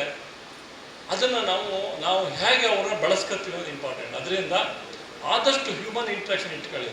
ಅತ್ತೆ ಎಷ್ಟೋ ಕೆಟ್ಟೋಳು ಇರ್ಬೋದು, ಅದು ಕೆಟ್ಟೋಳು ಅಂತಂದ್ಬಿಟ್ಟು ದೂರ ಹಾಕ್ಬಾರ್ದು. ಅವಳನ್ನ ಒಳಗೆ ತಗೋಬೇಕು, ಮನಸ್ಸಿಗೆ ತಗೋಬೇಕು. ಆವಾಗ ನೀವು ಒಂಥರ ಸಮಾನತೆನ ಕಾಪಾಡ್ತೀವಿ. ನಾನು ಅದನ್ನೇ ಹೇಳ್ತೀನಿ, ನನ್ನ ಸಿಸ್ಟರಿಗೂ ಅದೇ ಹೇಳಿದ್ದೀನಿ, ನನ್ನ ಅತ್ತಿಗೆಗೂ ನಾನು ಅದನ್ನೇ ಹೇಳಿದ್ದೀನಿ, ಎಲ್ಲರಿಗೂ ಅದನ್ನೇ ಹೇಳ್ತೀನಿ. ಯಾಕೆ ನೀವು ನೆಗೆಟಿವ್ ಆಗಿ ಯೋಚನೆ ಮಾಡ್ತಾರೆ? ಅವ್ರು ಹೇಳಿದ್ರು ಸರಿ ಇರ್ಬೋದು, ಆ ಥರ ಯೋಚನೆ ಮಾಡಿ. ಅವ್ರು ಹೇಳಿದ್ರು ಪಾಸಿಟಿವ್ ಇದೆ, ಆಯಿತು. ಅವ್ರ ವಯಸ್ಸೇನೋ ನಿಮ್ಮ ವಯಸ್ಸೇನೋ ಒಂದು ತಪ್ಪೇ ಹೇಳಿದ್ರು ಅಂತ ಕೇಳಿ ಇದೆಲ್ಲ ಹೊರಟಿರ್ತಾರೆ. ನೀನು ಹೋಗ್ಬೇಡಪ್ಪ, ನನ್ನ ಮನೆ ಯಜಮಾಂತ ಹೇಳ್ತೀನಿ, ನೀನು ಹೋಗ್ಬೇಡ ಅಂತ ಹೇಳ್ತಾರೆ ಅಂತ ಹೇಳಿ. ನನ್ನ ತಾಯಿ ಯಾವತ್ತೂ ಆ ಥರ ಹೇಳಿಲ್ಲ. ನಾನು ಹೇಳಿ ಜನರಲ್ ಆಗಿ ಆವಾಗ ಶುರು ಆಯ್ತು ಗಿಫ್ಟು. ಗಿಫ್ಟ್ ಯಾಕೆ ಆಯ್ತು ಬಿಡಿ ಅಂದಾನೆ. ಒಂದು ಅರ್ಧ ಗಂಟೆ ಆದ್ರೂ ಮತ್ತೆ ಕೇಳಿ ಅವರೇ ಮನಸ್ಸು ಚೇಂಜ್ ಮಾಡ್ಕೊಂಡಿರ್ತಾರೆ. ದಟ್ ಈಸ್ ದ ತಾಯಿ ಮನಸ್ಸು ಅಂತ ನಾನು. ಅದರಿಂದ ಎಲ್ಲರೂ ಬೌದ್ಧಿಕ ಶಕ್ತಿಯನ್ನು ಜಾಸ್ತಿ ಮಾಡ್ಕೋಬೇಕು. ಬೌದ್ಧಿಕ ಶಕ್ತಿ ಜೊತೆಯಲ್ಲೇ ಸಹಬಾಳ್ವೆ, ಸಹಾನುಭೂತಿನ ನೀವೆಲ್ಲ ಇಟ್ಕೊಂಡು ಅದು ಇನ್ನೂ ಹೆಚ್ಚೆಚ್ಚು ಮಾಡಲಿ ಅಂತ ಹೇಳ್ತಾ, ಇವತ್ತು ನಾವು ಅಂತಾರಾಷ್ಟ್ರೀಯ ಮಹಿಳಾ ದಿನಾಚರಣೆ ಮಾಡ್ತಾ ಇದ್ದೇವೆ. ಒಂದು ಹೊಸ ಇತಿಹಾಸವ ಅಂದರೆ ಇವತ್ತಿನ ದಿನ ಏನಪ್ಪ ಅಂತ ಏನು ಮಹಿಳಾ ದಿನಾಚರಣೆ ಅಂದರೆ ಎಲ್ಲ ಬದಲಾಗೋದಿಲ್ಲ. ಅಟ್ಲೀಸ್ಟು ಕೆಲವರ ಅಭಿಪ್ರಾಯಗಳು, ಅವರ ಅನುಭವಗಳನ್ನು ನಮಗೆ ಬಂದಾಗ ನಮಗೆ ಕೆಲವು ಪ್ರಶ್ನೆಗಳು ಅಥವಾ ಉತ್ತರಗಳು ಸಿಗ್ತವೆ. ಅವ್ರನ್ನ ನಾವು ಮಾರ್ಗದರ್ಶಕ ಇಟ್ಕೊಂಡು ಅಥವಾ ಅವ್ರು ನಮ್ಮ ಇನ್ಸ್ಪಿರೇಷನ್ ತಗೊಂಡು ನಾವು ನಮ್ಮ ಜೀವನ ಎಷ್ಟು ಬದಲು ಮಾಡ್ಬೋದು ಅನ್ನೋದು ಭಾಳ ಮುಖ್ಯ. ಅದನ್ನು ನಾವು ಮಾಡಿಕೊಂಡು ನಾವು ಇನ್ನೂ ಒಟ್ಟಾಗಿ ಒಂದಾಗಿ ಕೆಲಸ ಮಾಡೋಣ ಅಂತ ಹೇಳ್ತಾ, ಇದೊಂದು ಕಾರ್ಯಕ್ರಮಕ್ಕೆ ನಮ್ಮ ಕುಲಸಚಿವರು ಭಾರಿ ಇಂಟ್ರೆಸ್ಟ್ ತಗೊಂಡು ಇದನ್ನು ಭಾರಿ ಕಡಿಮೆ ಅವಧಿಯಲ್ಲಿ ಗೆಸ್ಟನ್ನು ಫಿಕ್ಸ್ ಮಾಡಿದ್ದಾರೆ. ನಿಜವಾಗ್ಲೂ ನಾನು ಅವ್ರಿಗೆ ಅಭಿನಂದನೆ ಹೇಳ್ತೇನೆ. ಆಮೇಲೆ ಪುಷ್ಪಾ ಮೇಡಮ್ ಅಷ್ಟೇ ಬಂದರು. ಪಾಪ ಅವರು ಸುಮಾರು ಲಿಸ್ಟ್ ವಾಟ್ಸಪ್ಪಲ್ಲಿ ಹಾಕ್ತಾರೆ. ನಾನು ಕುಲಪತಿಯಾಗಿ ಸುಮಾರು ಕೆಲಸಗಳಿರ್ತದೆ. ಅವರು ಹೇಳಿದ ಹೆಸರುಗಳಲ್ಲಿ ಕೆಲವು ಅಕಾಡೆಮಿಕ್ ಹುಡುಕಿ ಅಂತ ಹೇಳಿದೆ. ಆಮೇಲೆ ಇಲ್ಲ ಆಮೇಲೆ ನಮ್ಮ ಅದು ಇವತ್ತು ನೋಡಿ ಪೊಲೀಸ್ ಕಮಿಷನರ್ ಬರ್ತಾರೆ, ಇವತ್ತು ಮುಖ್ಯಮಂತ್ರಿ ಬರ್ತಾರೆ ಅಂತ ಬೇರೆ ಮೇಡಮ್ ರಾತ್ರಿ ನಂಗೆ ಮೆಸೇಜ್ ಮಾಡ್ತಾ ಇದ್ದಾರೆ. ಅವರು ಬರ್ತಾ ಇದ್ದಾರೆ ಬರೀ ಅರ್ಧ ಗಂಟೆ ಕಾಲ. ಆ ಕಾಲ ಕರೆಕ್ಟಾಗಿ ನಮ್ಮ ಕಾರ್ಯಕ್ರಮ ಬೇರೆ ಸೆಟ್ ಆಗ್ತದೆ. ಸೊ ಆದರೂ ಅವ್ರ ಕಾರ್ಯಕ್ರಮ ಕ್ಯಾನ್ಸಲ್ ಆಯಿತು, ನಮ್ಮ ಮೇಡಮ್ ಇಲ್ಲಿದ್ದಾರೆ. ಸೊ ಅದಕ್ಕೆ ನಾವು ನಿಜವಾಗ್ಲೂ ಒಂದು ಸುಸಂದರ್ಭ ನಮಗೆ ಎಲ್ಲದಕ್ಕೂ. ಹಾಗಾಗಿ ಎಲ್ಲರಿಗೂ ಧನ್ಯವಾದಗಳನ್ನು ಹೇಳ್ತೇನೆ. ಜೈ ಹಿಂದ್, ಜೈ ಕರ್ನಾಟಕ. ಇದೇ ಥರ ನೀವೆಲ್ಲರೂ ಒಂದಾಗಿ ಅಂತ ಹೇಳ್ತಾ ನನ್ನ ಮಾತು. ಮಹಿಳೆಯರು ಮನಸ್ಸು ಮಾಡಿದರೆ ಏನನ್ನ ಬೇಕಾದರೂ ಸಾಧನೆ ಮಾಡಬಲ್ಲರು. ಅದಕ್ಕಾಗಿ ಅವರು ಶಿಕ್ಷಣ ಮತ್ತು ಆರೋಗ್ಯದಲ್ಲಿ ಹಿಂದುಳಿಯಬಾರದು ಎಂಬ ತಮ್ಮ ಕಾಳಜಿಪರ ಮಾತುಗಳನ್ನಾಡ್ತಾ ಸಮಸ್ತರಿಗೂ ಶುಭ ಹಾರೈಕೆಗಳನ್ನು ಸಲ್ಲಿಸಿದಂತಹ, ಅಧ್ಯಕ್ಷೀಯ ನುಡಿಗಳನ್ನು ಸಾಕಾರ ಮಾಡಿಕೊಟ್ಟಂತಹ ಸನ್ಮಾನ್ಯ ಕುಲಪತಿಗಳಾದಂತಹ ಪ್ರೊಫೆಸರ್ NK ಲೋಕನಾಥ್ ಸರ್ ಅವರಿಗೆ ಹೃತ್ಪೂರ್ವಕವಾದಂತಹ ಧನ್ಯವಾದಗಳನ್ನು ಅರ್ಪಿಸ್ತಾ ಇದ್ದೇನೆ. ಅವರಿಗೆ ಇಂದಿನ ಮೈಸೂರು ವಿಶ್ವವಿದ್ಯಾನಿಲಯದ ಆಡಳಿತ ಸಿಬ್ಬಂದಿ ವರ್ಗದ ಸಹಯೋಗದಲ್ಲಿ ಮಹಿಳಾ ಅಧ್ಯಯನ ಕೇಂದ್ರದ ವತಿಯಿಂದ ಒಂದು ಪುಟ್ಟ ಕಿರು ಕಾಣಿಕೆಯನ್ನು ಸ್ವೀಕರಿಸಬೇಕಾಗಿ ಸರ್ ಅವರನ್ನು ಕೇಳಿಕೊಳ್ತಾ ಇದ್ದೇನೆ. ಇದರೊಂದಿಗೆ ನಮ್ಮ ನಡುವಿನ ಸ್ಫೂರ್ತಿಯಾದಂತಹ ಮೈಸೂರು ವಿಶ್ವವಿದ್ಯಾನಿಲಯದ ಮಾನ್ಯ ಕುಲಸಚಿವರಾದಂತಹ ಶ್ರೀಮತಿ MK ಸವಿತಾ ಮೇಡಮ್ ರವರಿಗೂ ಕೂಡ ಕಿರುಕಾಣಿಕೆಯನ್ನ ನೀಡಬೇಕು ಹಾಗೂ ಮೇಡಮ್ ರವರು ಅದನ್ನ ಸ್ವೀಕರಿಸಬೇಕಾಗಿ ಕೇಳಿಕೊಳ್ತಾ ಇದ್ದೇನೆ.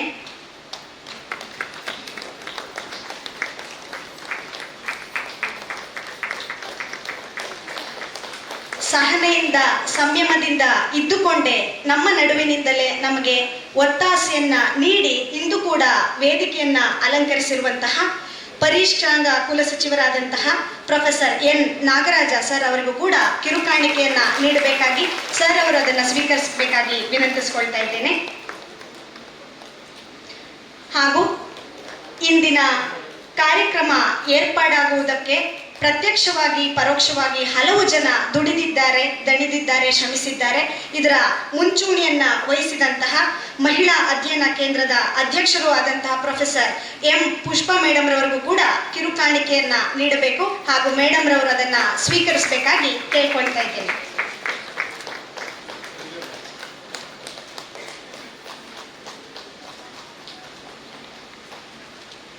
ಇದೀಗ ಕಾರ್ಯಕ್ರಮದ ಕೊನೆಯ ಘಟ್ಟಕ್ಕೆ ಬಂದಿದ್ದೇವೆ. A wonderful wife, an outstanding friend, a marvelous daughter, an adorable sister and a nourishing mother. ಇವರೆಲ್ಲರ ರೂಪದಲ್ಲಿ a nurturing mother. ಇವರೆಲ್ಲರ ರೂಪದಲ್ಲಿ ಇಲ್ಲಿ ಆಸೀನರಾಗಿರುವಂತಹ ಮತ್ತು ಪ್ರತಿನಿತ್ಯವೂ ತಮ್ಮದೇ ಆದಂತಹ ಪಾತ್ರಗಳನ್ನ, ಜವಾಬ್ದಾರಿಗಳನ್ನ, ಹೊಣೆಗಾರಿಕೆಯನ್ನ ನಿರ್ವಹಿಸಿಯೂ ಕೂಡ ಸಮಾಜದ ಅಭಿವೃದ್ಧಿಗೆ, ಶ್ರೇಯಸ್ಸಿಗೆ ಸಲ್ಲಿಸ್ತಾ ಇರುವಂತಹ ಸೇವೆಯನ್ನ, ಅವಿರತ ಸೇವೆಯನ್ನ ಮುಂದುವರಿಸುವಂತಹ ಶಕ್ತಿ, ಚೈತನ್ಯ ಹೆಚ್ಚಾಗಲಿ ಅನ್ನುವಂತಹ ಹಾರೈಕೆಯೊಂದಿಗೆ ಕಾರ್ಯಕ್ರಮವನ್ನ ಮುಕ್ತಾಯ ಮಾಡೋಣ. ಅದಕ್ಕಿಂತಲೂ ಮುಂಚೆ ಕಾರ್ಯಕ್ರಮಕ್ಕೆ ವಂದನೆಗಳನ್ನ ಅರ್ಪಿಸಬೇಕೆಂದು ಶ್ರೀಮತಿ ಮಂಜುಳಾ ಕೆ ಅವರು, ಅಧೀಕ್ಷಕರು, ಆಡಳಿತ ಶಾಖೆ, ಮೈಸೂರು ವಿಶ್ವವಿದ್ಯಾನಿಲಯ ಇವರನ್ನ. ನಮಸ್ಕಾರ. ಎಲ್ಲರಿಗೂ 115ನೇ ಅಂತಾರಾಷ್ಟ್ರೀಯ ಮಹಿಳಾ ದಿನಾಚರಣೆಯ ಶುಭಾಶಯಗಳು. ಮೊದಲಿಗೆ ಈ ಕಾರ್ಯಕ್ರಮಕ್ಕೆ ಮುಖ್ಯ ಅತಿಥಿಗಳಾಗಿ ಕಾರ್ಯಕ್ರಮವನ್ನು ಯಶಸ್ವಿಗೊಳಿಸಿದ ನಮ್ಮ ನೆಚ್ಚಿನ ಕುಲಪತಿಗಳಾದ ಪ್ರೊಫೆಸರ್ NK ಲೋಕನಾಥ್ ಸರ್ ಇವರಿಗೆ ಮಹಿಳಾ ಅಧ್ಯಯನ ಕೇಂದ್ರ ಹಾಗೂ ಮೈಸೂರು ವಿಶ್ವವಿದ್ಯಾನಿಲಯದ ಆಡಳಿತ ವರ್ಗದ ವತಿಯಿಂದ ವಂದನೆಗಳನ್ನು ಅರ್ಪಿಸುತ್ತೇನೆ.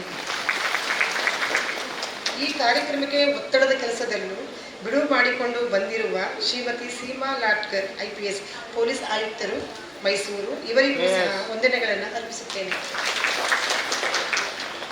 ಹಾಗೂ ಮುಖ್ಯ ಅತಿಥಿಗಳಾಗಿ ಭಾಗವಹಿಸಿದಂತಹ ಡಾಕ್ಟರ್ ಜ್ಯೋತಿ ಮೇಡಮ್ ರವರಿಗೂ ವಂದನೆಗಳನ್ನು ಅರ್ಪಿಸುತ್ತೇನೆ. ನಿಮ್ಮೆಲ್ಲರ ನೆಚ್ಚಿನ ಕುಲಸಚಿವರಾದ ಶ್ರೀಮತಿ ಸವಿತಾ ಮೇಡಮ್ ರವರಿಗೂ ಇವತ್ತಿನ ಕಾರ್ಯಕ್ರಮ ಸುಗಮವಾಗಿ ನಡೆಯಬೇಕೆಂದು ಶ್ರಮವಹಿಸಿ ನಮ್ಮೆಲ್ಲರನ್ನು ಒಗ್ಗೂಡಿಸಿ ಕಾರ್ಯಕ್ರಮವನ್ನು ಅತ್ಯಂತ ಸುಂದರವಾಗಿ ನಡೆಸಿಕೊಟ್ಟಿದ್ದಕ್ಕಾಗಿ ಅವರಿಗೂ ಸಹ ನನ್ನ ಮತ್ತು ನಿಮ್ಮೆಲ್ಲರ ಪರವಾಗಿ ವಂದನೆಗಳನ್ನು ಅರ್ಪಿಸುತ್ತೇನೆ. ಪ್ರೊಫೆಸರ್ ನಾಗರಾಜ್ ಸರ್ ಕುಲಸಚಿವರು ಪರೀಕ್ಷಾಂಗ ಹಾಗೂ ಪ್ರೊಫೆಸರ್ ಮಂಜುನಾಥ್ ಸರ್ ಅವರ ಅನುಪಸ್ಥಿತಿಯಲ್ಲಿ ಹಣಕಾಸು ಅಧಿಕಾರಿಗಳು ಹಾಗೂ ಡಾಕ್ಟರ್ ಶಿಲ್ಪಾ ಮೇಡಮ್ ಸಿಂಡಿಕೇಟ್ ಸದಸ್ಯರು ಇವರಿಗೂ ಸಹ ನಿಮ್ಮೆಲ್ಲರ ಪರವಾಗಿ ವಂದನೆಗಳನ್ನು ಅರ್ಪಿಸುತ್ತೇನೆ. ಪ್ರೊಫೆಸರ್ ಪುಷ್ಪಾ ಅಧ್ಯಕ್ಷರು ಮಹಿಳಾ ಅಧ್ಯಯನ ವಿಭಾಗ ಇವರಿಗೂ ಸಹ ಈ ಕಾರ್ಯಕ್ರಮ ಯಶಸ್ವಿಗೊಳಿಸಿದ್ದಕ್ಕಾಗಿ ವಂದನೆಗಳನ್ನು ಅರ್ಪಿಸುತ್ತೇನೆ. ಹಾಗೂ ಇಲ್ಲಿ ನೆರೆದಿದ್ದಂತಹ ಪತ್ರಿಕಾ ವರ್ಗ, ಪೊಲೀಸ್ ವರ್ಗ, ಸ್ವಚ್ಛತಾ ಸಿಬ್ಬಂದಿ, ಅಧ್ಯಾಪಕರು ಮತ್ತು ಅಧ್ಯಾಪಕೇತರು ಇತರ ಎಲ್ಲ ಸಹೋದ್ಯೋಗಿ ಮಿತ್ರರಿಗೂ ವಿಶ್ವವಿದ್ಯಾಲಯ ಪರವಾಗಿ ವಂದನೆಗಳನ್ನು ಅರ್ಪಿಸುತ್ತೇನೆ. ಜೈ ಹಿಂದ್, ಜೈ ಕರ್ನಾಟಕ.